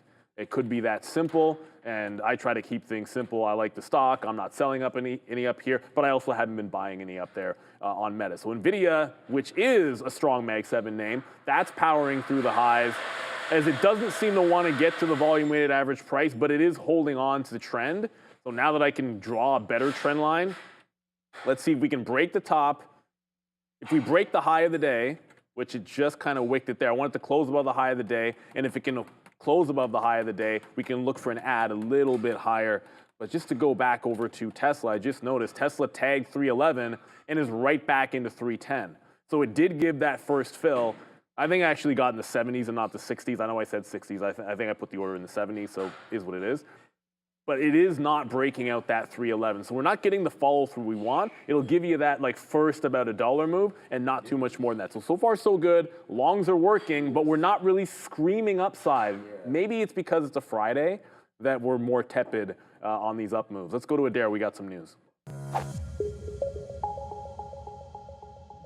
First of all, I love the word tepid there, Neil, but let's talk a little bit about Meta. I do want to mention that before we get into small caps. So I did look into this around 9:20, so right before the open. It seems like Reuters reported that Meta is not going to be tweaking its pay or consent model anymore, despite the fact that they risk fines from the EU. So maybe fears of EU fines could be on watch there. That's the only negative catalyst I'm seeing, but it's worth noting Meta and some of those other names around that price point, like $700, $800 stocks, they gapped, they traded lower off the open yesterday. A lot of them did the same today as well, so it could just be an odd tech-wide move in a very specific subset of stocks.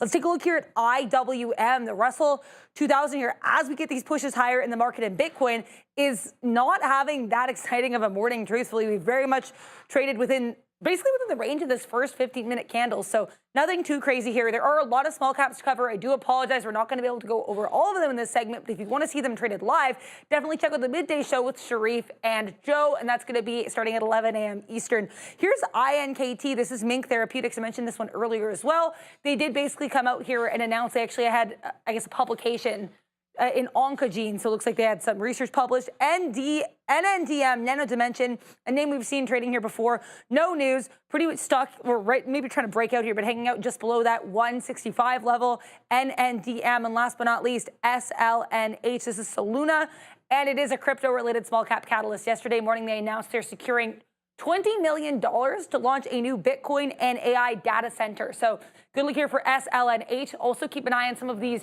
drone-related small cap plays like UMAC, UAVS, and RCAT. Pete Hegseth, Secretary of Defense, actually announced that they're going to be trying to double down on their drone-related efforts. You can find out all about that on our watch list today at Trader TV Live. Back to you.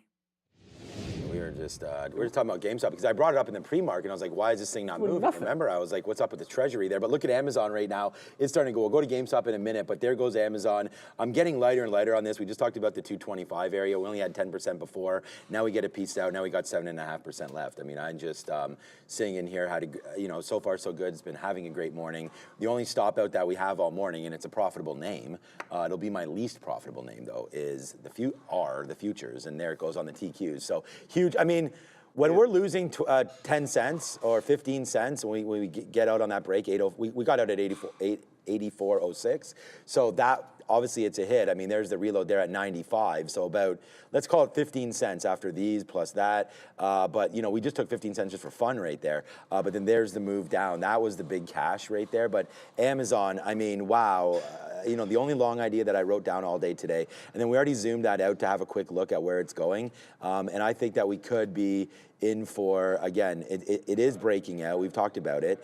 But maybe just at this level where we're at right now, there could be some stops. So we'll wait to see if we can get something back here on Amazon. But, again, only 7% left. But yeah, GameStop's starting to go.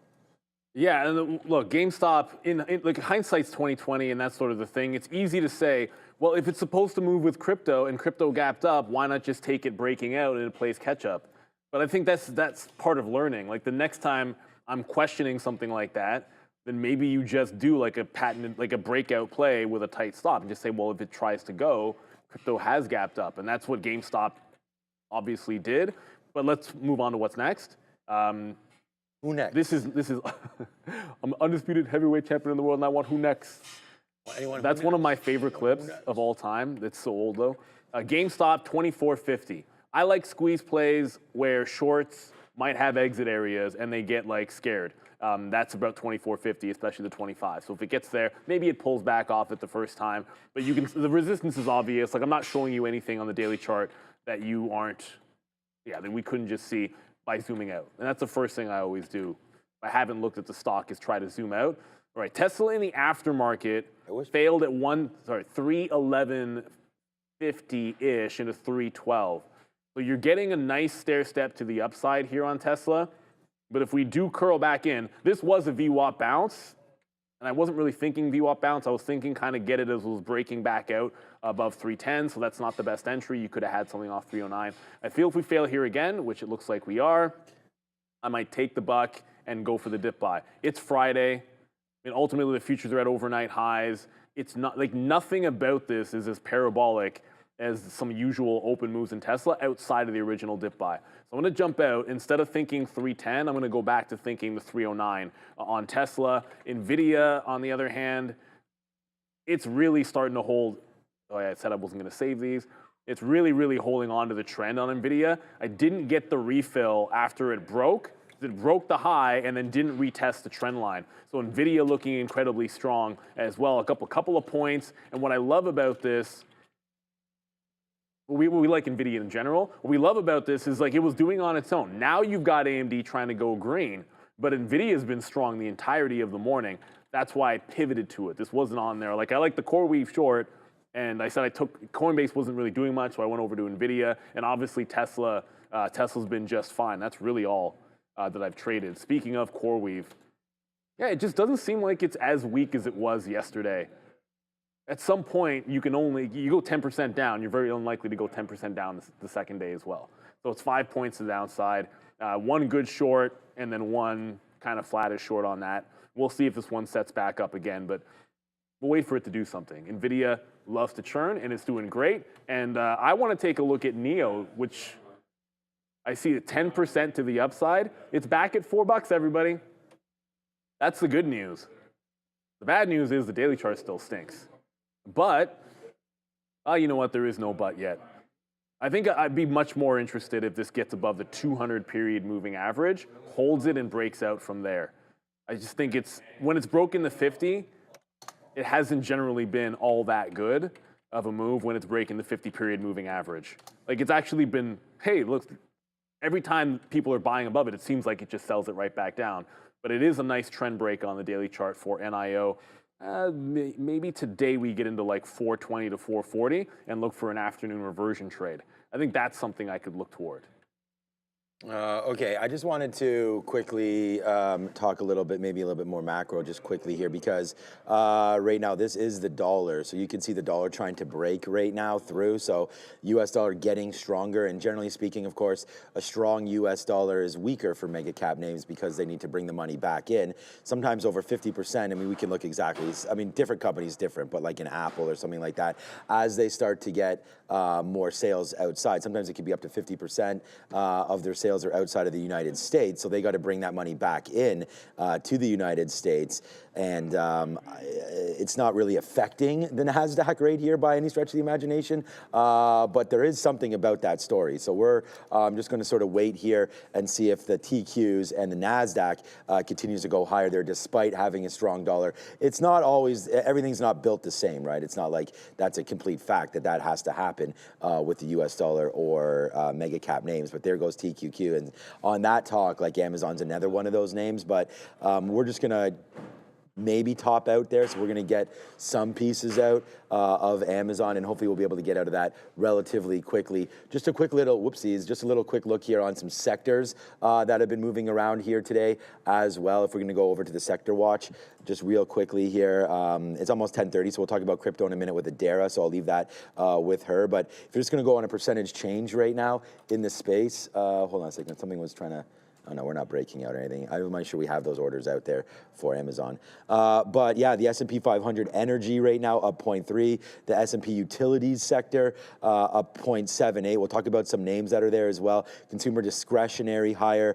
You could see Amazon sort of trying to lead the charge there, upside. And then, you know, some of the negative areas to look at. If we'll flip this on the other way around, materials coming through. I wonder what's going on there. We'll try to take a look at materials for you in a minute. And then, yeah, leading the way there, the healthcare and then the financials. And the financials is pretty important because starting next week is when we got JP Morgan and the rest of them come running out there on Tuesday with their earnings. So we're going to wait to see if there's some pre-market buying on Tuesday. The market will already be open and their report will already be out Tuesday morning. So you're going to have to make a play today on JP Morgan or Monday. But yeah, down 1% again for JP Morgan. So yeah, some of the banks have come back a little bit there. We did have some nice highs yesterday in around 288, but I believe this was in the 298s or so. Yeah, so there's the high there, 297. So it's been quite a nice move down there for bank stocks as they come out and report next week. So get ready for that. BAC's been hit. They had not a bad report, but they had a downgrade a couple of days ago. It made the sticky note. That was shorting through 48, I believe, or 47. But yeah, it must have been that 48 level right there on the break on the daily. So since that downgrade there on EPS warn, right? That's what it was. They were wondering what the EPSs of these banks might look like in this following quarter or the past quarter. So there comes the downside. Bank of America on a downgrade earlier on in the week. So yeah, the financials not really giving the juice that we've seen in the past in some of these names. So we'll wait for that. And of course, as we just talked about the US dollar, there comes the TQs just a little bit down, but I don't think we want to short the market just yet. But we do want to go over to Adara because right now, Bitcoin, it's not doing much, to say the least right now. But we did have, I don't have the button. You have the congratulations. I don't have that one. Oh, the do something. Oh, okay. I want that one. I thought we were going to do, because I was going to also say it's congratulations at the end of the day. I mean, IBIT today continues to make moves higher. Bird.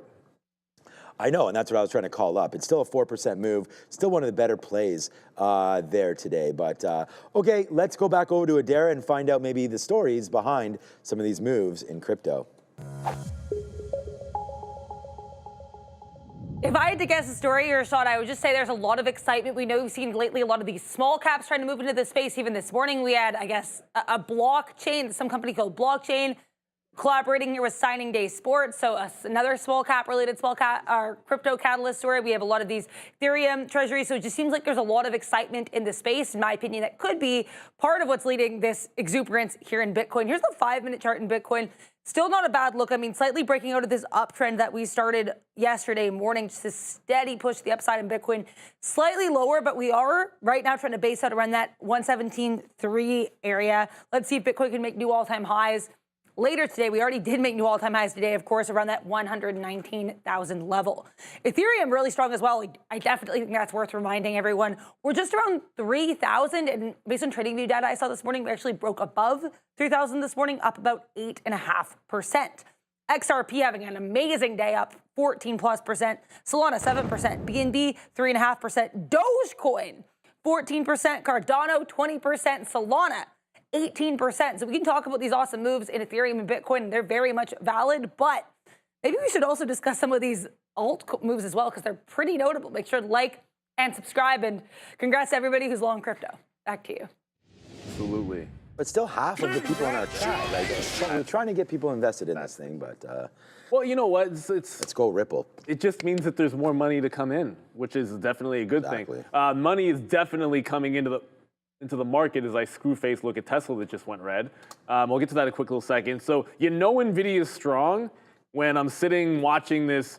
I'm watching the sellers at 167.5. I'm like, okay, what are we gonna do with that price? Key price level. It does like one John above, immediately sells back under, and like the second, it's like a second there's a punch out, and it tried to go back underneath that key spot. Oh my goodness! Just when it looked like it was breaking down, someone slammed it right back up. So NVIDIA is incredibly strong. We were buying off the 166 level just because at the end of the day, it was Coinbase that was on this for me. Like I did trade CoreWeave, we traded Tesla, that was on the list. Coinbase, which I like down and around like the 380 level, was gonna be the jam for me, or maybe a play off of a failed break of 400. Neither of those things set up. And I have 4 level 2s and 4 charts, so I went over to NVIDIA because that was like the thing moving, and we're able to catch it. Doesn't go to VWAP, so we just went and just kind of looked at that 166, and when it held the trend, there was probably one shot in here that I think could have been an add. Like that's probably the spot where I think you could add to it. If it holds on to the trend line, great. You could see like 169, 170.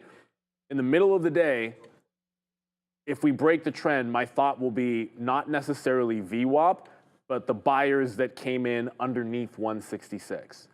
So if we lose this trend line, like VWAP might be a little bit higher. It's where they bought in the morning that I might be more concerned with as far as getting back in. I'm glad we got away from CoreWeave on the short side because that's starting to really look like it's catching a bit of a relief rally. Remember, these guys, ever since that Core Scientific deal, which a company that is spending a ridiculous amount of money on CapEx relative to the amount of money that they're making, which was already considered to be very overvalued, from any kind of reasonable valuation standpoint, makes a big acquisition that immediately, by all the analysts, they start slapping downgrades on it, and it's made the turn. So there's a million ways that you could draw that this has broken the trend, but I think we can all just visually see that it has broken its upward trend. It doesn't mean there won't be bounce days. It's entirely possible that this one gets back in, and I am eventually shorting it at 138 today, in which case it would go potentially green. But that doesn't mean this downtrend has been broken. I think the street has spoken on this. And I mentioned this yesterday, and I will say this. Anyone that happens to be trading Core Scientific, it is trading at a huge discount to the actual conversion. It's 0.1235 shares that you would get, which I'm pretty sure at these prices now, whatever. At yesterday's prices, that was up at like $17. So that would be a little bit lower than that. So probably, like that's the fair value up in here on Cores. So right now, there is no correlation between these. Core shareholders don't want any part of holding on to it till the deal closes. So you can't trade these together necessarily. So I just want to give that caveat because usually you can when you're looking at all stock deal. CoreWeave's the one that's moving. This isn't going with it. All right, here we go, guys. E-Signal, you're looking at some of these charts today, wondering what's going on. Try and trade with the best. The screeners that are available here, you can get E-Signal for 1 month free. Scan that QR code there. Any exchange you want, right? It's a completely customizable platform. It's based on entitlement, so you can get over there, talk to them, figure out which level 2s you want, which charting availabilities do you want, like who are you looking at, what are you looking for. They've got everything for you there, options, imbalance locator, all that kind of stuff. You can chart over 500 symbols. It's E-Signal. Again, the best of the best. Stay with us here. I've been using it for over 24 years. So we want to thank E-Signal for providing us with this opportunity to give you 1 month free. Trade smarter, not harder with E-Signal. So yeah, okay. On that note, I did want to just talk a little bit about what's been happening there today. We did get obviously the tariffs coming in for Canada there yesterday. So, things that could affect. Obviously, we look at, something like a Nucor or something there with steel and aluminum and all that, nice bump up there today, but then faded back out. That's why we have this, what's your favorite taco right now? Looks like barbacoa beef winning right now. Let us know what that is as the lads and everybody around here, everybody, Adara, Ramin, everybody, we're going to have some tacos today. So let us know about that one because that's the taco trade, right? So anyways, the Dow slides today. We did have good earning report from Levi. So Levi Strauss coming in today with a good report, up 10% and continuously going higher there on the double beat there from Levi Strauss and raised guidance. So that's a big one there for Levi. Oscar Health is just coming back in a little bit. We did like that 15 break there. I'm getting out on a 15 break higher. So if that comes into play, that will be something that we'll look at. But I'll take another piece out there at VWAP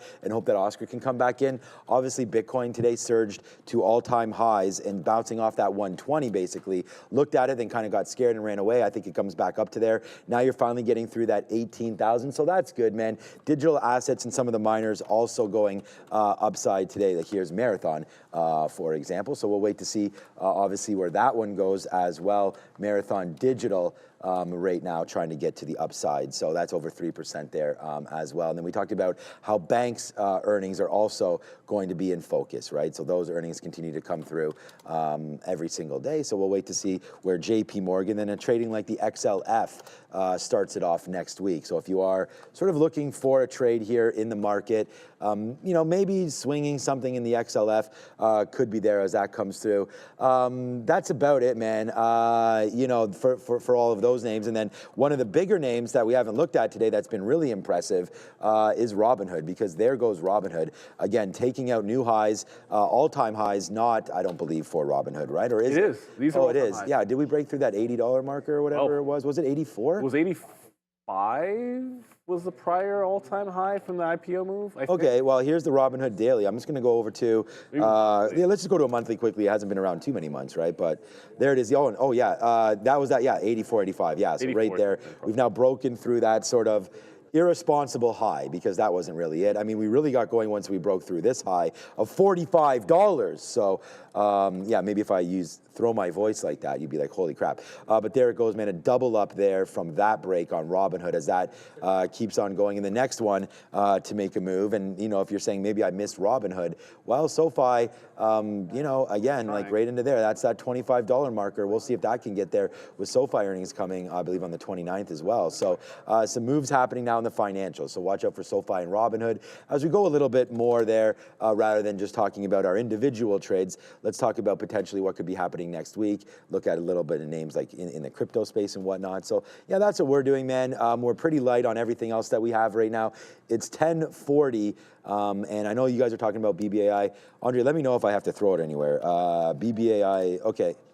Okay, good. Sector watch. So there's Big Bear AI again, starting to come back to the downside. I mean, we got everything that we needed from Big Bear AI. I mean, it's just a matter of how you guys traded it. We got out some at right on the show, man, 8:58 is where we got out of a piece live on the show as this was happening. So we got some pieces out up there on Big Bear AI, still holding, I think it was probably 70%.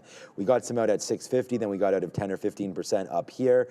So it's not like we got everything out and we're reloading. We're not. We're letting Big Bear AI settle down. That's part of this trade. So, all right, I know we have a super chat. Do you want to do that quick, and then we'll go to we can go to Dara. No, we're in no rush. Do the super chat. Okay, let's get Rusty Dutch. We have a couple, actually. Rusty Dutch, a shout out to you. Thanks for the great week, lads.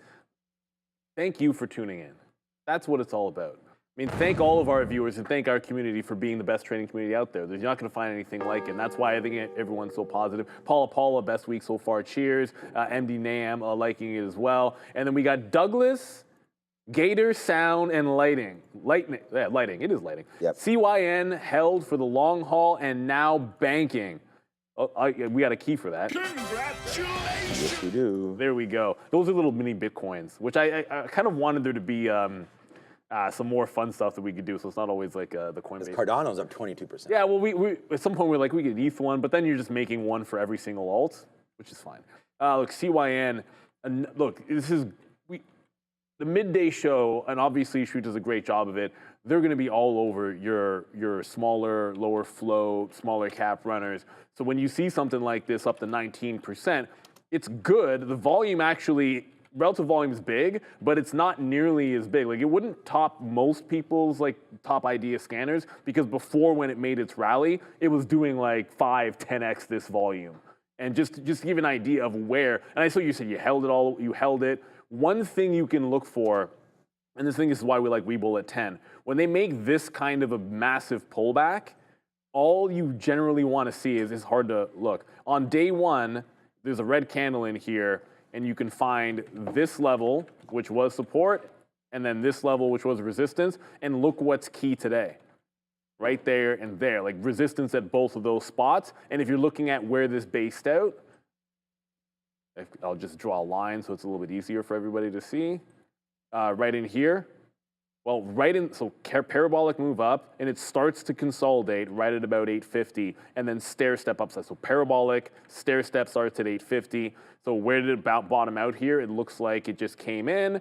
Well, it wasn't 850. That line was at about 880 actually. So we call it 875, and that's where it ends up bottoming out. It's not to say that that's always going to work, but when you hold a low like that, bottoming tail candle, which traps shorts and then breaks out, and you already know that your first target was back around that like 11 and your second was at that 12. I prefer to wait for it to show a setup, like not hold on to it on the way down, but let it make that bottoming tail and then break out afterwards instead of just going down and down and down, right? Like it breaks the low here, but then doesn't take out the high. Like it breaks the low here, but then doesn't take out the high. Like you're waiting for it to break the low, trap some more people short, and then take them out. That's a great reversal pattern on some of these names. But like, I know we're talking about only our trades. Heck, this market has been incredibly strong. NVIDIA's already gone. Like I got it like 50 cents ago, which we probably should have stayed into it. But AMD has now gone green. Remember, they caught a $200 price target, everybody, earlier this week.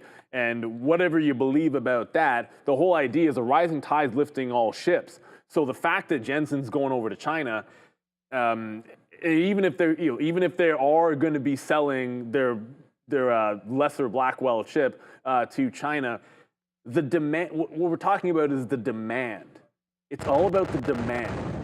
And so every positive story for NVIDIA, or every positive story where you hear that like CRM, they're doing half their work, agentic AI is allowing them to do more than half of their work, Benioff says, with AI. When you see things like that, it's all positive for the space and is growing the pie. And I think AMD is more of a, you're winning because the pie is growing, not because they're going to be the best. So that's what this rally is. But you are starting, and why I think it's only up like nothing compared to what the rest of the market seems, well, not the market, but what the rest of the chips might be doing, is all of this resistance up here on AMD. But I do believe that you're going to start to see some other names with this great rally in NVIDIA start to play a little catch up. I think this is in a bit of a resistance spot. You've got ARM, which is breaking back out above the 150 level. Load. So that was in a bit of a pullback, and all of a sudden you can see this start to go again. So we're getting the rising tide lifting all ships scenario, it looks like here. And it's only starting to go for some other names, despite the fact that NVIDIA is $4 trillion and going higher and higher. It's starting to drag some things up. The same way Bitcoin dragged up a lot of the altcoins. Not that I would compare AMD to an altcoin.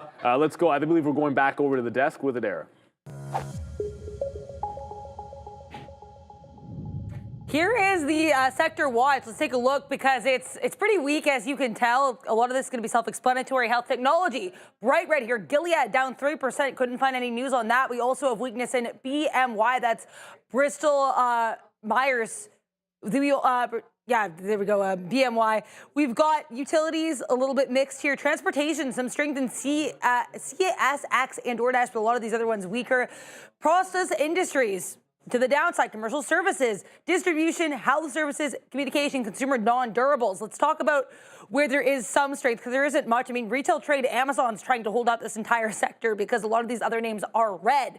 Then we have electronic technology, NVIDIA. I was reading earlier today, apparently now it's closer to 4.1 trillion market cap than 4 trillion market cap. So we're already continuing to push into that 5 trillion level slowly but surely. GE, Boeing, and ANET all green. On technology services side, Palantir actually green today, but Meta bright red, Oracle red, ACN red again, and then Netflix as well. A little bit choppy, basically flat after quite the sell-off yesterday. Sold off earlier today. Let's see if this tech weakness will continue. Back to you. All right, yeah, let's see if that tech weakness. Which a lot of it was in the cybersecurity earlier this week. Yeah, a lot of them, like CRM can't work. It's like when you have so when we say tech wreck, a lot of it is just high valuation wreck. Like if you're trading at a ridiculously high P, you're getting beaten up this week. Like Pandub's getting Panw Palo Alto. Pandub. Palo Alto has been weak. Let's put it this way. Look at yesterday on Palo Alto. Sometimes a picture is 1,000 words. Zscaler, CrowdStrike, all with expensive PEs were getting beaten up. And everyone's asking why? Is there a story here? Has anything changed? And the answer was simply a no. Not at all. It just seems like things that might have a high PE are having a little bit of struggle holding to the upside. That being said, not all things are alike. Like the first thing you think about with a high PE that might be going down, look at Palantir. Palantir. I'm only bringing it up because it could break 145 again. It failed 145 yesterday. It's a Friday. Maybe it can't get through. I feel like this is one of those, kind of like Tesla 310 where you take multiple shots at it, or Robinhood 100, Palantir 145, same. Yeah, we really like Palantir, man. Palantir has been a game changer for sure. Okay, look, this is what the stock heat map looks like. I mean, today it's very, very red. I mean, it's not, despite the Nasdaq not really being down too much. What are we down now? 0.13. Like if you looked at this heat map here, you would have thought potentially a lot worse. I actually just bought some Berkshire yesterday or 2 days ago, so that down 1% is not nice. We'll wait for bank earnings on that and see where that one winds up going. As right now, look at the financials, just real nasty. Right there, health technology, everything's red there. AbbVie, Eli Lilly to the downside. All of these names pretty red for sure. Amazon leading the way today, which you don't really, I don't know, like Prime Day ending, you know, you would think that maybe the other way around, but yeah, Amazon, nice move there. Got that price target upgrade. We talked about that. And then NVIDIA leading the way over here, but look what's down. Broadcom, I think there's some opportunities there. Remember, Broadcom and Marvell and things like that making, you know, helping Microsoft, Amazon and all that with their making of their own kind of chips coming through. So Broadcom, we had Marvell go to the downside based, not today, before. There's Intel, by the way, down 2%. We talked about that in the pre-market as well. Marvell got hit the other day because Microsoft was like they're going to start to do some more in-house stuff instead of getting them fabricated over there. AMD up, though, now today as well. Oracle's been on a huge monster run as some of the more expensive stocks. We talked about Panw coming back in as well as CrowdStrike. Salesforce, we can check out that chart. That's been bad, man. I bought some of that on weakness from earnings, but it really can't get going either as software as a service might be a problem. The name that I'm interested in buying maybe for a longer term play, Home Depot, down 1.51%. I feel like that, again, has some reasons with the housing market. If we can get a lower interest rate, potentially there will be some people borrowing to do home renovations or maybe even switching or getting their house ready to go to enter the market, something like that. So Home Depot, I think, still has some upside. Lows down as well, 1.6%. Here's Tesla right now down 0.33, so there's some movement there. And then the big one, I mean, I've been saying big one for a lot of these things, but there's Meta down 1.7%. So, you know, I'm surprised that the Nasdaq's actually not down a little bit more than that, as that is your review there of a couple different names, some sectors that we've looked at earlier as well. I did get out some more Amazon, like I said, with the stronger US dollar happening. Seems like maybe the tech names may come back in just a little bit, but the market, this is pretty typical. We weren't sure of where we were going to go today, and pretty flat on the day. It is up about 0.5% from its lows, but the Nasdaq giving back a little bit now, and we get some more out of Amazon. Now I have under 5% left of AMZN, and we're still on that Oscar Health, and we did get dropped out of the TQs, so maybe this is a time to reload. All right, I just talked a little bit about the US dollar. Let's go find out some more about money and what's talking with Money Talks in Adara. Let's look here at the weekly chart for the DXY, because this kind of looks like its best week in a while. We did have, of course, that 4-week green streak in mid-April to mid-May, but this is probably, I would argue, our nicest, strongest green candle since then. Right now, it looks like we are up Less than 1% on the week, but for the DXY, it's certainly not a bad look, especially when you consider this pretty vicious downtrend that we've been in. We're still in this downtrend on both the daily and the weekly, but the daily, it looks like we could be poised for a bit of a breakout. Last time we did this, we had that push, then we came into previous resistance, and we dropped. I would like to see what we do here just below that 100 level. 100 could be key support resistance. Let's see if we win that fight, should we get there. Here is the CME Fed Watch tool. I skipped ahead here to July. Still having about 60% of participants expecting not July, this is September. We're expecting 60% here expecting 125 basis point cut. In September, 35% expecting a hold. July, we're still only have 7% of participants expecting that 25 basis point cut. July really does seem like it's unlikely to happen. We only had 2 Fed speakers say they're interested in July, and that was more or less confirmed here in the Fed minutes. They said a couple of individuals were maybe comfortable with July, a couple very likely referring to the people that have spoken publicly about it, so Bowman and Waller. If that is the case, it seems like more likely than not, we're still going to be getting that rate hold in a little less than a month. Back to you. Yeah, I appreciated it, Dara. And I think there was, when we're looking at that heat map, I wanted to opine because a couple of people were asking about GE Aerospace. The one thing to keep in mind with these bad boys, it's like just a hair under a quarter of their revenue is defense spending. Which, you know my feeling on this, well, maybe you don't, but I've said this every single time it comes up. In the long run, defense spending only goes up, and the U.S. wants to cut back on it, and the pressure goes on Europe and the rest of NATO to spend more, which they are doing. Now, all of those targets, like that 5% nonsense, whatever, man, they weren't hitting the targets that they had before, but the point is that defense spending is going higher, and it could be, maybe that's the reason why Palantir has some strength today. But GE Aerospace, it's a nice little triple top here. I wouldn't necessarily say I'm a buyer. Okay, I should mention I own GE Aerospace. I don't know if I would be buying necessarily up here, but I like this trend, I should say. I understand some people don't always like things for defense. Obviously, this is not all that they do.